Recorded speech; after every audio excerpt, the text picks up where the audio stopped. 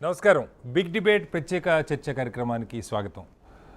దేశంలో అలాగే తెలుగు రాష్ట్రాల్లో వికృత రూపం దాలుస్తున్నటువంటి కరోనా నేపథ్యంలో మొత్తం ప్రజలు ఎలాంటి జాగ్రత్తలు తీసుకోవాలి, ప్రజలకు ఉన్నటువంటి రకరకాల సందేహాలు నివృత్తి కోసం హెచ్ఎంటీవీ వాళ్ళు ప్రత్యేకంగా వైద్య రంగంలో అపారమైన అనుభవం ఉన్న అలాగే ప్రజా జీవితంతో సత్సంబంధాలున్న అనేక మంది నిపుణుల్ని, వైద్య రంగ నిపుణుల్ని ఈరోజు మీ ముందుకు తీసుకొచ్చేటువంటి ప్రయత్నం చేస్తున్నాం.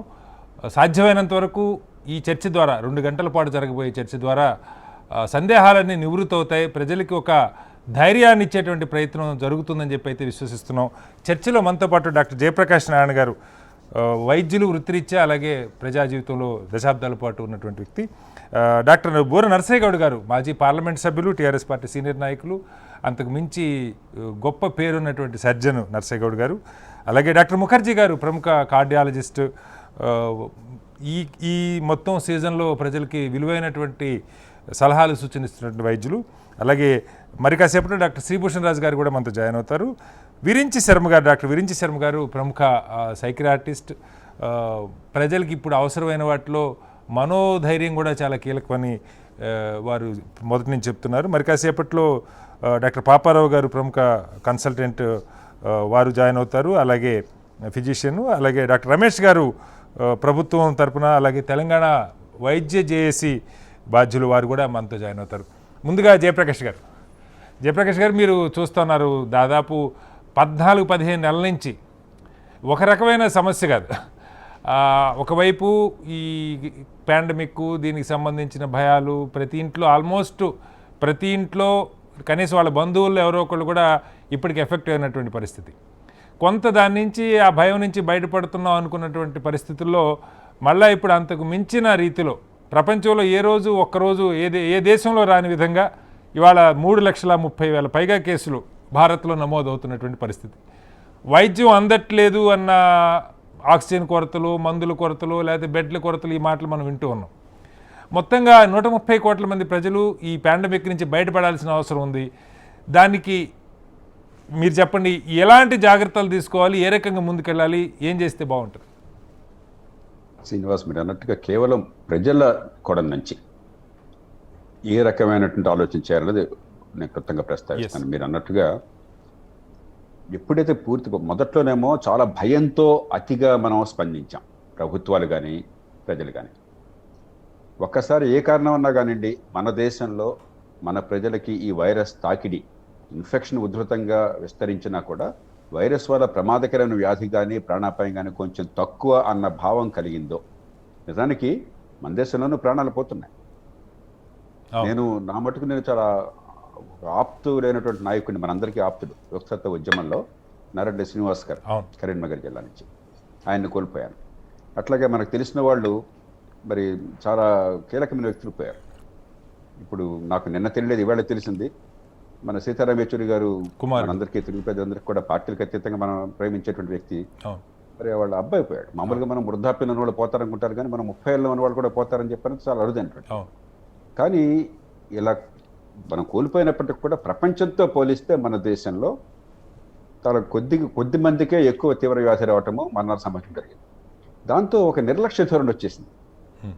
భయం స్థానంలో జాగ్రత్తగా ఆర్థిక కార్యక్రమాలు చేస్తూ వ్యాధి విస్తరణ అరికట్టేందుకు మనం జాగ్రత్తలు తీసుకోవాల్సింది వదిలేసి, అటు ప్రభుత్వము పార్టీలు పక్కన పెట్టేసిన దాన్ని ప్రజలు కూడా ఇప్పుడు ఈ మధ్యకాలంలో ఎప్పుడన్నా బయటకు వెళ్తే కూరగాయలకో మరొదనుకో అసలు జనసమ్మర్దం లేకుండా ఎక్కడ కనిపించదు. బార్లు, రెస్టారెంట్లు అన్ని ఫుల్గా కనిపిస్తున్నాయి. ఇప్పుడు మాస్క్ వేసుకునే వాళ్ళు దాదాపు అసలు నేను చూడాల బయటకు వెళ్ళి. మరి వైరస్కి తరతమ భేదాలు ఉండవు. వైరస్ వల్ల తీవ్ర ప్రమాదం ఎంతమందికి ఉంటుందో పక్కన పెట్టండి, కానీ వైరస్ అనేది సోకటం అనివార్యం, మనం జాగ్రత్త తీసుకోకపోతే. కాబట్టి మొట్టమొదటి చూడవలసింది ఇప్పటికి కూడా మెలకువగా జాగ్రత్తలు తీసుకొని, మీ ఆర్థిక కార్యక్రమాలు పక్క పెట్టదు, ఖచ్చితంగా జాగ్రత్తలు తీసుకోవాలి. మాస్క్ వేసుకోవటము, దూరాన్ని పాటించటము, మంది గుమ్మగొడకుండా ఉండటము, వ్యక్తిగతంగానూ సామూహిక కార్యక్రమాల్లో చాలా నియంత్రణ పాటించటము. రెండవది మనం ప్రజలంగా పట్టించుకోవాల్సింది, ఒకవేళ ఇన్ఫెక్షన్ సోకితే వెంటనే బెంబేలెత్తిపోయి హాస్పిటల్ పరిగెట్టుకోకండి. 100-95 మందికి హాస్పిటల్ అవసరం లేదు, వైద్యుల సేవలు అవసరం, కానీ ఫోన్లో ఆన్లైన్ చేసుకోవచ్చు. ప్రభుత్వం దానికి ఏర్పాట్లు చేయాలి. ప్రభుత్వం వెంటనే పెద్ద ఎత్తున ఈ ఆన్లైన్ సేవ కోసం అని చెప్పని ఈ కాల్ సెంటర్లు ఏర్పాటు చేసి అక్కడ డాక్టర్లు, నర్సులు, స్వచ్ఛంద సేవ చేసేవారు వారందరినీ కూడా కూర్చోబెట్టి భరోసా ఇవ్వటం కోసం, సలహాలు ఇవ్వటం కోసం చెప్పని, మీకు అవసరం లేకపోతే పల్స్ ఆక్సిమీటర్ పెట్టుకుని విధిగా మీకు అది 95, 94 కంటే తగ్గకపోతే, 90 స్థాయికి రాకుండా ఉంటే హాస్పిటల్ అవసరం లేదు. పెద్దగా ఎక్కువగా జ్వరం వచ్చి పల్స్ ఆక్సిమీటర్లో ఆక్సిజన్ లెవెల్స్ తగ్గిపోతే తప్ప 100కి 90 మందికి కనీస జాగ్రత్తలతో కనీసం ఇబ్బంది ఉండదు. ఆ జాగ్రత్తలు తీసుకోండి. అవసరమైన వాళ్ళు మాత్రమే అప్పుడు ఆ సూచనల మేరకు ఆసుపత్రికి వెళ్ళాలి. లేకపోతే ఏమవుతుంటే అంత సమాజం మొత్తంలో పడింది భయాందోళనలు, ఆసుపత్రిలో పడకలు లేవు. అక్కడి నుంచి మనం తిట్టిపోస్తాం. ప్రపంచంలో ఏ దేశంలోనూ మనకంటే చాలా సంపన్న దేశాలు, బాగా ఆసుపత్రి పడకలు, మరుగు సదుపాయాలు ఉన్న దేశాల్లో కూడా ఒక్కసారిగా విరివిగా మూకుమ్మడిగా ఇన్ఫెక్షన్ అందరికీ వచ్చి దానిలో కొంతమంది ఆసుపత్రులు చేరాలంటే ప్రపంచంలో ఏ దేశంలో ఆసుపత్రి పడకలు చాలా. కాబట్టి ఇది మనం చేయాల్సింది, ప్రభుత్వం కాదు. మూడవది, మనం కొన్ని రకాలైన మందులు కానీ అది కానీ కొరతలు సృష్టిస్తున్నాం. రెమ్డెసివిర్ ఉంది, నేను ఎక్కడ ఆపుతాను. రెమ్డెసివిర్ మందు ఉంది ఉదాహరణకి. ఎక్కడ చూసిన పత్రికల్లో అక్కడ ఇక్కడ రెమ్డెసివిర్ అయితే అదంతే ఏదో సంజీవనలాగా, అది లేకపోతే ప్రాణం పోతుందని. నిజానికి ప్రపంచ ఆరోగ్య సంస్థ ఏం చెప్పింది? రెమ్డెసివిర్ వల్ల మీకు పెద్దగా ప్రయోజనం లేదు, కోవిడ్కి వాడవచ్చు కానీ దీనివల్ల మీకు ప్రాణాపాయం తగ్గటం కానీ ఇంకోటి లేదు. బాగా క్రిటికల్ కేసుల్లో ఆసుపత్రిలో ఉండేటువంటి సమయం 1 రోజు 2 రోజులు తగ్గచ్చు అని చెప్పని, దానికి మనం అనవసరమైన కొరతలు సృష్టించి రెమ్డెసివిర్ ఎక్కడుంది అని గందరగోళం చేస్తున్నాం. వస్తువుల ఉత్పత్తి అనేది మనం మీట నొక్కగానే గబాల్లో వచ్చేసేది కాదు. నిన్నటి దాకా 100 ఉత్పత్తి చేస్తే మీరు ఇవాళ కావాలన్నారని చెప్పని 1000 ఉత్పత్తి 1 గంటలో జరగదు. దానికి కొంచెం సమయం పడుతుంది. కాబట్టి అనవసరమైన కొరతలు మనం సృష్టించాల్సిన అవసరం లేదు అపోహల కారణంగా. సరైనటువంటి శాస్త్రీయమైనటువంటి వైద్యులు ఇప్పుడు ఇక్కడ ఇవాళ నిపుణులంతా ఉన్నారు. ఇలాంటి నిపుణులు, అనుభవం ఉన్నవాడు శాస్త్రాన్ని ఉపయోగించి ఊరికే పిచ్చి పిచ్చి మాటలు కాకుండా సైన్స్ ఆధారంగా, హేతుబద్ధంగా, ప్రపంచంలో బెస్ట్ ప్రాక్టీస్ ఆధారంగా ఏం చెప్తారో దాన్ని జాగ్రత్తగా పాటించాలి. కానీ వాళ్ళు చెప్పారు, వీళ్ళు చెప్పారని చెప్పని ఒకఆయన ఎవరో వ్యాక్సిన్లు వద్దని చెప్పని ఈ మధ్య ప్రచారం చేస్తున్నాడు అమెరికా నుంచి. పిచ్చి ఆలోచన. అతను శాస్త్రజ్ఞుడే కావచ్చు, కొన్ని అంశాల్లో అతని మాట మంచిదే కావచ్చు, కానీ ప్రతివాడు చెప్పిందాన్ని సోషల్ మీడియాలో నమ్మేసి పిచ్చి పిచ్చిగా చేస్తే సమాజం అంతా అల్లకల్లోనం అవుతుంది. మన విరించి శర్మ గారికి బాగా పని ఎక్కువ అవుతుంది. కాబట్టి మనం కొంచెం సంయమనాన్ని పాటించాలి. సరే, ప్రభుత్వాలు చేస్తే చాలా ఉన్నాయి, ముందు మనం చేయాల్సినవి ఉన్నాయి పౌరులంగా మనం. ఎందుకంటే మహమ్మారి పెద్ద ఎత్తున విస్తృతంగా వ్యాపిస్తున్నప్పుడు ప్రభుత్వం ఎంత పని చేయాలో, ఆరోగ్య సేవలు అందించేవారు ఎంత పని చేయాలో అంతకంటే ఎక్కువ పని మన చేతుల్లో ఉంది. పౌరులంగా మన కుటుంబాల్ని, మన చుట్టూ ఉన్న వాళ్ళని మన్నే కాపాడుకోవడం కోసం చెప్పండి. రైట్ సార్, మళ్ళీ వస్తాను జయప్రకాష్ గారు మీతో. మీకు అవకాశం ఉన్నంత మేర టైము ఈరోజు ఈ కార్యక్రమానికి కేటాయించాలి అందరినీ కోరుకుంటున్నాను సార్. ముఖర్జీ గారు ఇప్పుడే జేపీ గారు చెప్పారు, కరెక్ట్గా నేను ఇదే అడగబోతున్నా. సోషల్ మీడియా విపరీతంగా పెరిగిపోయింది. సరే, వైద్యులు కాని వాళ్ళు ఎవరో ఏదో పెట్టారంటే, ఇప్పుడు పొద్దున ఎక్కడ చదివా అల్లం రసం తాగితే తగ్గిపోయిద్ది, లేకపోతే ఇంకేదో తాగితే తగ్గిపోయిద్ది, ఇట్లా ఇవి వచ్చే రకరకాలు వస్తున్నాయి. వైద్యులు బాగా పేరున్న, గుర్తింపున్న వైద్యులు కూడా తలా ఒక రకంగా చెప్తున్న పరిస్థితి. ప్రజలకి చాలా గందరగోళం, కన్ఫ్యూజను. ఒకటేమో ప్రజల్లో తీవ్రమైతే తప్ప అసలు హాస్పిటల్కి పోవడం ఇష్టం లేదు, నాకు తెలిసి చాలామందికి. అక్కడే పోయి లేనిపోయిన కొత్తగా వైరస్లు అంటించుకోవడం, ఈవెన్ టెస్టింగ్ కూడా వెళ్ళటానికి పెద్దగా సుముఖత కొంతమంది అయితే చూపట్ల. వెళ్ళేవాళ్ళు వెళ్తున్నారు, ఇప్పటికీ అక్కడ క్యూలు ఉన్నాయి, అది వేరే విషయం. కానీ వైద్యం ప్రాథమికంగా ఏ దశలో అవసరం అవుతుంది? ప్రజలు ఇప్పుడు వారు చెప్పిన మేధావులంతా, డాక్టర్లు, నిపుణులు అందరూ చెప్తున్నది, మీ మటుకు మీరు మాస్క్ కట్టుకొని శానిటైజ్ చేసుకుంటూ చేతులు, బయట నుంచి రాగానే కాస్త సోషల్ డిస్టెన్స్ పాటిస్తూ ఇంటికి రాగానే కాస్త శుభ్రంగా స్నానం చేస్తే అసలు ఏ సమస్య లేదు, అవసరమైన మేరకే బయటకు వెళ్తుంది నా 14-15 నెలల నుంచి అందరూ చెప్తున్నారు. సరే, దీనిలో రకరకాలు కాస్త సడలింపులు వచ్చినాయి, మధ్యలో ప్రజలు రిలాక్స్ అయ్యారు. పరిస్థితి ఇవాళ పీక మీద కత్తున్న పరిస్థితి మనకు కనపడుతుంది. ముఖర్జీ గారు, ఇప్పుడు వైద్యులు ఇన్ని రకాలుగా ఒక్కొక్కళ్ళు ఒక్కొక్క రకంగా సోషల్ మీడియాలో, ప్రముఖ ఛానల్స్లో కూడా మాట్లాడుతున్న నేపథ్యంలో ఏంటి అసలు ఎలా ముందుకు పోవాలి? ఏ దశలో నాకు వైద్యుడు అవసరం అవుతారు? నా అంతటా నేను జాగ్రత్తలు తీసుకుంటూ అప్పటికేమన్నా సిమ్టమ్స్ వస్తే ఎలా ముందుకు వెళ్ళాలి? ఏం చెప్తారు? అంటే మీకు ఆర్టీపీసీఆర్ గనక పాజిటివ్ వస్తే, ర్యాపిడ్ యాంటీజెన్ టెస్ట్ అయినా పాజిటివ్ వస్తే, ఖచ్చితంగా మీరు ఈ రెండిట్లో ఏది పాజిటివ్ వచ్చినప్పటికీ వైద్యుని సలహా తీసుకోవడం అనేది తప్పనిసరి. వైద్యుని దగ్గరికి పోవాలా? లేదు. వైద్యుని సలహా తీసుకోవడం అనేది తప్పనిసరి. ఓకే. అంటే చాలా మందికి ఆన్లైన్ కన్సల్టేషన్స్ చేస్తున్నారు. ఇప్పుడు ఏపీ గవర్నమెంట్ అయితే ఒక పోర్టల్ ఒకటి స్టార్ట్ చేసినట్టున్నారు. అట్లా నేను బహుశా ఒక వేలాది మందికి నేను చేస్తున్నాను, ప్రతి డాక్టర్ చేస్తున్నాడు, దానికి ఏం లేదు. ఇప్పుడు దానికి ఏం సపరేట్ గా ఫీజు కూడా కలెక్ట్ చేయట్లా, ఎందుకంటే ఇప్పుడు ఆన్లైన్ చెప్పడానికి ఏముంటుంది. దాంట్లో మోస్ట్ ఇంపార్టెంట్ థింగ్ ఏంటంటే ఎంత విరివైన ఇన్ఫర్మేషన్ ఉన్నప్పటికీ కూడా కొంత ఇంపార్టెంట్ ఇన్ఫర్మేషన్ మనం పేషెంట్స్ కి ఖచ్చితంగా డాక్టర్స్ ఇవ్వాల్సిన అవసరం ఉంది. ఒకసారి పాజిటివ్ వచ్చిన తర్వాత ఫస్ట్ థింగ్ ఐడెంటిఫై చేయాల్సింది ఏంటంటే ఎవరికి రిస్క్ ఎక్కువ ఉంది, ఎవరికి రిస్క్ తక్కువ ఉంది, ఈ విషయాన్ని ఆ సదర్ డాక్టర్ క్లియర్ గా ఐడెంటిఫై చేయాల్సిన అవసరం ఉంది. అంటే ఫర్ ఎగ్జాంపుల్ ఇప్పుడు ఒక 30 year old మేల్ ఉన్నాడు, తనకి స్మోకింగ్ లేదు, బీపీ లేదు, షుగర్ లేదు, తనకి ఒక్కసారి ఫీవర్ వచ్చి తగ్గిపోయింది, తర్వాత ఇప్పుడు RT-PCR చేసుకుంటే పాజిటివ్ వచ్చింది. ఇలాంటి వ్యక్తి భయపడాల్సిన అవసరం ఎటువంటి పరిస్థితిలో లేదు. అతనికి ఏదన్నా ప్రమాదం అయ్యే అవకాశం చాలా తక్కువ ఉంటుంది. దానికి ఇప్పుడు ఎందుకు డాక్టర్ కావాలంటే అతనికి ఫస్ట్ చెప్పాల్సిన విషయం, మనం సిటీ స్కాన్ అవసరం లేదు, అతనికి సిటీ స్కాన్ అవసరం లేదు. ఎందుకంటే ఇప్పుడు పరిగెత్తుకుంటే సిటీ స్కాన్ కోసం వెళుతున్నారు. ఎందుకు సిటీ స్కాన్? సిటీ స్కాన్ ఎప్పుడు చేయాలి అంటే ఒకసారి డిసీజ్ వచ్చిన తర్వాత 5 రోజుల పాటు అది ఫీవర్ కూడా తగ్గకుండా సిమ్టమ్స్ కంటిన్యూ అవుతూ ఇలాగే కంటిన్యూ అవుతుంటే అప్పుడు మనం సిటీ స్కాన్ చేసుకోవాలి. సిటీ స్కాన్ ఫస్ట్ డే చేయటం వల్ల ఒకటి దాంట్లో ఇన్ఫర్మేషన్ ఏమీ తెలియదు, రెండోది అది నార్మల్ ఉందనుకొని మనం తిరిగేసే ప్రమాదం ఉంది, దాని వలన డిసీజ్ ఎక్కువైపోవచ్చు. కాబట్టి ఇంకొకటి రేడియేషన్ ఎక్కువ అవుతుంది, ఖర్చు ఎక్కువ అవుతుంది. తర్వాత మీరు సిటీ స్కాన్ దగ్గర పోతే పక్కన వాళ్ళకి అంటించిన వాళ్ళు కూడా అవుతారు. అట్లా 5 రకాల ప్రాబ్లమ్స్ ఉన్నాయి సిటీ స్కాన్ ఫస్ట్ డే చేయటం వల్ల. RT-PCR పాజిటివ్ వచ్చిన తర్వాత కొన్ని యాంటీవైరల్స్ తో పాటుగా కొన్ని వైటమిన్స్, కొన్ని ట్రీట్మెంట్లు ఈ విధంగా ఇవ్వడంతో పాటుగా డాక్టర్స్ ఏం చెప్తారంటే ఐసోలేషన్ ప్రోటోకాల్స్ జాగ్రత్తగా ఎక్స్ప్లెయిన్ చేస్తారు.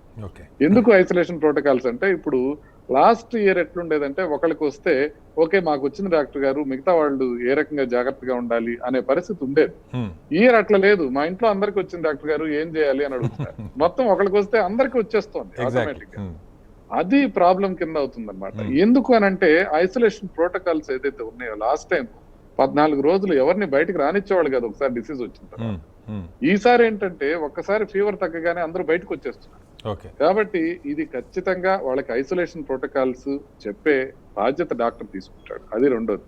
మూడోది ఏంటంటే డిసీజ్ ప్రోగ్రెషన్ ని ఏ విధంగా ఐడెంటిఫై చేయాలి అనేది చెప్తారు. అంటే ఇప్పుడు మనకి కొన్ని సిమ్టమ్స్ ఉంటాయి జాగ్రత్తగా చూసుకోవాల్సినవి. జ్వరము, అదేవిధంగా ఒళ్ళు నొప్పులు లేదా తలనొప్పి, తర్వాత వాళ్ళకి దగ్గు గాని ఆయాసం గాని రావటం, లేకపోతే నీరసం రావటం, విపరీతమైన నీరసం రావటం, నిస్సత్తు ఉండటం, ఇలాంటివి ఇంపార్టెంట్ సిమ్టమ్స్. కొన్ని అన్ఇంపార్టెంట్ సిమ్టమ్స్ ఉంటాయి. అన్ఇంపార్టెంట్ సిమ్టమ్స్ అంటే మీకు వాసన పోయింది. ఇంపార్టెంట్ ఎందుకంటే వాసన పోవడం అనేది ఈ టైంలో కోవిడ్ నే సూచిస్తుంది, అందుకని ఇంపార్టెంట్. అన్ఇంపార్టెంట్ ఎందుకంటే మీకు వారం రోజులు కాదు, 10 రోజులు కాదు, ఇంకా స్మెల్ రాకపోయినా కూడా లోపల ఏదో ప్రమాదం జరుగుతుందని కాదు. బట్ ఫీవర్ పర్సిస్ట్ అవుతుంటే ప్రమాదం జరుగుతున్నట్టు, బాడీ పెయిన్స్ పర్సిస్ట్ అవుతుంటే ప్రమాదం జరుగుతున్నట్టు, దగ్గు గానీ ఆయాసం గానీ పర్సిస్ట్ అవుతుంటే ప్రమాదం జరుగుతున్నట్టు. అదే విధంగా ఇంపార్టెంట్ థింగ్ నీరసం కూడా ఉన్నట్లయితే అది కొంత లోపల ప్రాబ్లం జరుగుతున్నట్టు. తర్వాత బ్లడ్ టెస్ట్లు అనేవి కొన్ని బ్లడ్ టెస్టులు చేసుకుంటే మనకి ఇన్ఫర్మేషన్ తెలిసే అవకాశం ఉంటుంది. దాంట్లో బాగా ఖరీదైన బ్లడ్ టెస్ట్లు ఉంటాయి, కొన్ని అనవసరం. ఇప్పుడు IL-6 అనే పరీక్ష చేస్తారు, మొదట్లో దాన్ని విపరీతంగా చేసేవాళ్ళు లాస్ట్ ఇయర్ అంతా. IL-6 ఎక్కువ ఉంటే కనుక సైటోకాన్ స్టామ్ వస్తుంది, మనం ఇమీడియట్ గా పరిగెత్తాలి అని. IL-6 కి అంత విలువ లేదు. IL-6 ఒక్క టెస్ట్ చేయడానికి 5,000 రూపాయలు ఖర్చు అవుతుంది, అది అనవసరం. ఇంపార్టెంట్ గా C రియాక్టివ్ ప్రోటీన్ అని చిన్న టెస్ట్ ఉంటుంది. ఒకటి కంప్లీట్ బ్లడ్ పిక్చర్, ఇంకొకటి C రియాక్టివ్ ప్రోటీన్, మూడోది మహా చేస్తే ఫెరిటిన్, నాలుగోది ఇంపార్టెంట్ గా D డైమర్. ఇవి 4 బ్లడ్ టెస్టులు చేసుకుంటే ఒక పక్కన డిసీజ్ యాక్టివిటీ ఏ విధంగా ఉంది అనేది తెలుస్తుంది, ఇంకో పక్కన క్లాట్ అయ్యే టెండెన్సీ ఉందా లేదా, ఎందుకంటే కోవిడ్ లో క్లాటింగ్ టెండెన్సీ ఎక్కువ ఉంటుంది. ఆ క్లాట్ అయ్యే టెండెన్సీ ఎక్కువ ఉందా లేదా అనేది D డైమర్ సహాయంతో తెలుస్తుంది. ఇవన్నీ కలిసి కూడా 1000 రూపాయలు దాటం. సో వీటి పరీక్షలు మాత్రం చేసుకొని ఇవి మనకి సిమ్టమ్స్ తగ్గకపోతే ఆల్టర్నేట్ రిపీట్ చేసుకుంటూ, ఒకవేళ గనక సిమ్టమ్స్ 5th డే దాటి పర్సిస్ట్ అవుతుంటే అప్పుడు సిటీ స్కాన్ చేసుకుంటూ ఈ లోపల ఫస్ట్ డాక్టర్ గారు రాసిన టాబ్లెట్స్ వాడుకుంటూ. ముఖర్జీ గారు ఒక చిన్న సందేహం ఇక్కడ. ఓకే, మీరు ఇది పాజిటివ్ వచ్చి సిమ్టమ్స్ ఇవి చాలా మంది చెప్పటం, ఈవెన్ ర్యాపిడ్ యాంటిజెన్ టెస్ట్ అయితే యాక్యురసీ రేటు 40%, RT-PCR అయితే 60% అని చెప్తున్నారు. నాకు సపోజ్ ఇవాళ క్విక్గా చేస్తుంది ర్యాపిడ్ యాంటీజెన్ టెస్ట్, ఆర్టీపీసీఆర్ 2 రోజులు 3 రోజులు పడుతుంది అంటున్నారు, వెంటనే రాదు, ఇది నెగిటివ్ వస్తుంది. కానీ 1-2 సిమ్టమ్స్ ఉంటాయి, మీరు అన్నట్టు జ్వరమో లేకపోతే దగ్గో ఆయాసమో ఇది ఉందనుకోండి, ఏం చేయాలి అప్పుడు? ఖచ్చితంగా మీరు సిమ్టమ్స్ బట్టి ఐసోలేట్ అయి ఉండాల్సిందే. ఫస్ట్ థింగ్, ఓకే, సిమ్టమ్స్ ఉన్నప్పుడు మీకు డిసీజ్ నెగిటివ్ వచ్చే అవకాశం ఉంది. ర్యాపిడ్ యాంటీజెన్ టెస్ట్ లో మీరు అన్నట్టు 30 నుంచి 50% మాత్రమే పాజిటివ్స్ వస్తాయి. అదేవిధంగా ఈవెన్ ఆర్టీపీసీఆర్ తీసుకున్నా సుమారుగా 70% వరకు మాత్రమే సెన్సిటివిటీ ఉంటుంది. అంటే పాజిటివ్ ప్రిడిక్టివ్ వాల్యూ దానికి 70% ఉంటుంది. అంటే ఒకవేళ అది నెగిటివ్ వచ్చినా కూడా ఒక 30% స్టిల్ డిసీజ్ ఉండొచ్చు. కాబట్టి సిమ్టమ్స్ నే ఇంపార్టెంట్ గా తీసుకోవాలి, దాంట్లో ఎటువంటి సందేహం లేదు. సిమ్టమ్స్ ఉన్న వాళ్ళు, అంటే ఇప్పుడు పాజిటివ్ రాలేదనుకోండి, మీరు యాంటీవైరల్ డ్రగ్స్ అంటే ఫ్యాబిఫ్లూ ఇట్లాంటి డ్రగ్స్ వేసుకోకర్లా, మిగతా సిమ్టమాటిక్ డ్రగ్స్ వేసుకోవచ్చు. జ్వరం వస్తే డోలో వేసుకోవచ్చు, దగ్గు వస్తే దగ్గుమంది వేసుకోవచ్చు. ఇలాంటి సిమ్టమాటిక్ ట్రీట్మెంట్ తీసుకుంటూ ఈ మార్కర్స్ ఏవైతే నేను చెప్పానో బ్లడ్ టెస్ట్ మార్కర్స్ ఇవి చేసుకుంటూ సిమ్టమ్స్ 5 days దాటి పర్సిస్ట్ అయితే ఒకసారి సిటీ స్కాన్ చేసుకుంటే కనుక, ఒకవేళ ఆర్టీపీసీఆర్ నెగిటివ్ వచ్చినా అది ఊపిరితిత్తుల్లో కనుక చేరితే అప్పుడు మనకి సిటీ స్కాన్ లో కనపడుతుంది. సిటీ స్కాన్ లో మైల్డ్ గా ఉన్నా కూడా చేరక్కర్లేదు హాస్పిటల్లో.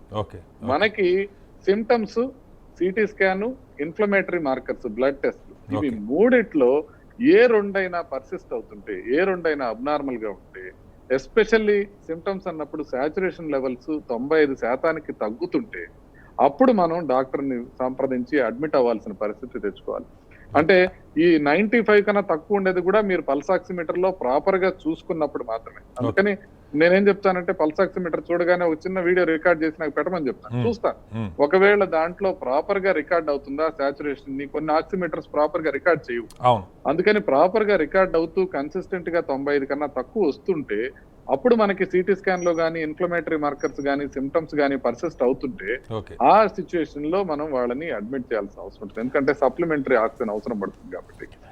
ఇంకా చాలా మంది ఫిజిషియన్స్ ఇంకొక 2 రోజులు చూద్దాం అనుకునే వాళ్ళు కూడా ఉన్నారు. కానీ ఈసారి మాత్రం పాండమిక్ లో ఒకసారి 95 కి తగ్గిన తర్వాత అది 85 కి రావడానికి పెద్ద టైం పట్టట్లేదు, చాలా క్విక్ గా ఓవర్ నైట్ మారిపోతుంది. కాబట్టి ఆ టైంలో మాత్రం మనం తొందరగా అడ్మిట్ చేసుకుంటే వెంటిలేటర్ బెడ్స్ కాకుండా ఆక్సిజన్ బెడ్స్ తోనే మనం సరిపెట్టగలిగే అవకాశం ఉంది. నర్సగౌడ్ గారు నమస్కారం. డాక్టర్ గారు నమస్తే. డాక్టర్ గారు, ఇప్పుడు ఒకటి టెస్టులు ప్రభుత్వాలు నిన్న కూడా ఈటెల్ గారు కూడా చెప్తున్నారు, ఒకవైపు టెస్టింగ్ కిట్స్ షార్టేజ్ మన దగ్గర ఉందని స్వయంగా ఆయనే చెప్తున్నారు. ఈ నేపథ్యంలో ఇంట్లో ఒకళ్ళకి ఐడెంటిఫై అవుతుంది, ఏదైనా సిమ్టమ్ రాగానే టెస్ట్ చేస్తారు, వాళ్ళకి పాజిటివ్ వస్తుంది అనుకోండి, ఇమీడియట్గా మిగతా 4 ఖచ్చితంగా టెస్టింగ్కి వెళ్ళి తీరాలా, లేదు వాళ్ళకి సిమ్టమ్స్ లేవు కాబట్టి వాళ్ళని ఒక్కళ్ళని ఐసోలేట్ చేసుకుంటూ ముందుకెళ్ళాలన్నది ఒక సందేహం. 2, ప్రాథమిక దశలో ఓన్లీ పాజిటివ్ వచ్చింది, మైల్డ్ సిమ్టమ్స్ ఉంటే వాళ్ళకి ఎలాంటి ట్రీట్మెంట్తో ముందుకెళ్ళాలి? Go head sir. శ్రీనివాస్ గారు, నేను మొదటి నుంచి ఒకటే చెప్తున్నా, unless proved otherwise treat every fever as a Covid. Okay, symptoms ఉంటాయి. ఎందుకంటే ఇదివరకు ముఖర్జీ గారు చెప్పడం జరిగింది, the sensitivity of the case 60 to 70% PCR ఉన్నా కూడా సిమ్టమ్స్ ఉండి టెస్ట్ నెగిటివ్ ఉన్నంత మాత్రమే మన నెగిటివ్ కాదు. Number 1 point. సో దాంతో ఏమైందంటే మనకు మైక్రో కంటైన్మెంట్ చేసుకునే అవకాశం ఉంటుంది. అంటే with in the family containment zone ఏర్పాటు చేసుకున్నట్టు, తద్వారా స్ప్రెడ్ కాకుండా ఉంటుంది. ఈరోజు ఏమవుతుందంటే, మీరు చెప్పారు చాలా మంది ఈవెన్ ప్రైవేట్ హాస్పిటల్ కూడా పెద్ద క్యూ ఉంటుంది. ఇది కోవిడ్ టెస్ట్లు, ఈవెన్ కార్పొరేట్ హాస్పిటల్ కూడా ఉదయం 8 పోగానే పెద్ద క్యూ ఉంటుంది. So there is a shortage. ఎందుకంటే ర్యాంప్ అప్ ప్రొడక్షన్ అనేది మనం ఇంత ఎక్స్పెక్ట్ చేయలేదు. మనం తెలిసి ఉండి కూడా కొంత we are little negligent in every aspect. రాదులే అని ఒక భరోసాతోని మనం ర్యాంప్ అప్ చేయడంలో కొద్దిగా నిర్లిప్త ధోరణిలో ఉండటం వల్ల కొంత ఇబ్బంది అవుతున్నది. అయితే ఏంటంటే, ఇప్పుడు జనరల్గా ఒక ఇంట్లో 5 మెంబర్స్ ఉంటారు, ఒకళ్ళు ఫీవర్ వస్తుంది, ఈ will go. But other people fever ఉన్నా లేకున్నా వీలైనంత వరకు they should try to maintain, because వాళ్ళకు ఫీవర్ అనేది 3-4 days రావచ్చు. ఓకే, 3-4 days రావచ్చు. ఆ దశలో వాళ్ళు ఓపెన్గా అంతటా తిరిగింది అనుకో, they will become a spreaders. Okay, the best thing is, ఇప్పుడు ఏంటంటే every family should be behave like A hospital unit. Okay, ఒక వాళ్ళు ఏంటంటే చాలా మందిని చూశాను, ఫస్ట్ డే ఒకళ్ళకి ఫీవర్ వస్తే ఆఫ్టర్ 3 days ఇంకోళ్ళకి వస్తుంది, ఆఫ్టర్ 5 days ఇంకోళ్ళకి వస్తుంది. అంటే వైరల్ లోడ్ని బట్టి అది సిమ్టమాటిక్ అనేది ఉంటుంది. అందుకొరకు మనకు జాగ్రత్త, ఇంట్లో ఒక్కళ్ళకు వచ్చినా కూడా సిమ్టమ్స్ ఉన్నా కూడా టెస్ట్ చేపించినా చేపించకున్నా, టెస్ట్ నెగిటివ్ ఉన్నా కూడా unless proved otherwise you treat it as a covid and then take all the precautions. Precautions ఏముంది అండి, ఇప్పుడు ఎక్సెప్ట్ మైల్డ్ కేసెస్ అందులో మన అందరికి తెలుసు. దాదాపు ఈ రోజు టీవీలో, సోషల్ మీడియాలో, పేపర్లో అందరం చెప్తూనే ఉన్నాం. వీడియో కన్సల్టేషన్ ఉన్నది. There is a kit, covid kit is there also there. Medicines, vitamins, B complex plus ఫ్యాబ్రిక్లు ఫర్ సమ్ కేసెస్, యాంటీబయాటిక్స్ ఇవన్నీ మనకు ఉన్నాయి కదా. అందుకొరకు ఆ స్టేజ్ లో ఉండాలి. సెకండ్ మోస్ట్ ఇంపార్టెంట్ ఏంటంటే చాలా మందికి అర్థం కాదు ఏంటంటే ఇద్దరు వ్యక్తులు సేమ్ ఎక్స్పోజ్ అయినా కూడా ఒకళ్ళకి చాలా సీరియస్ ఉంటుంది, ఒకళ్ళకి అంత ఉండదు. సేమ్ ఏజ్ గ్రూప్ ఉంటుంది.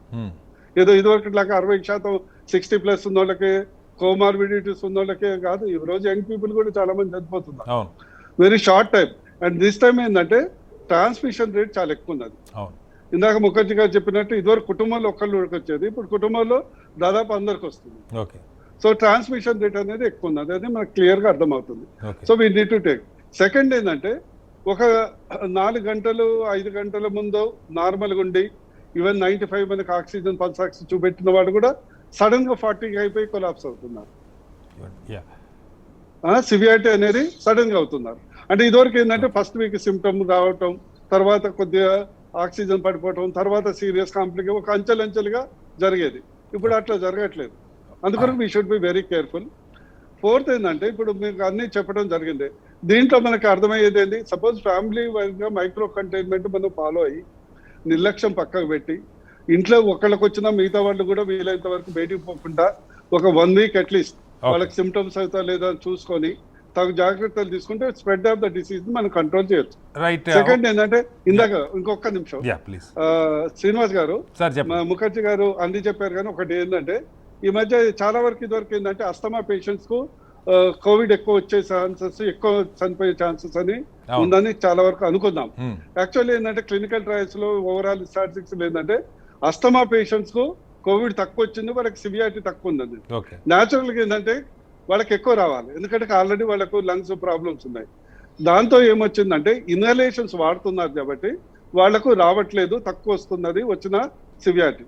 అందుకొరకు చాలా వరకు my advice to most of the doctors, మీది ప్రజలకు కూడా విజ్ఞప్తి ఏంటంటే ఈ రోజు ఇన్హలేషన్ ఏదైతే చిన్న దగ్గు ఉంది, కొద్దిగా ఆయాసం ఉన్నది, అట్లాంటి హోమ్ ఐసోలేషన్ లో ఉన్నారు.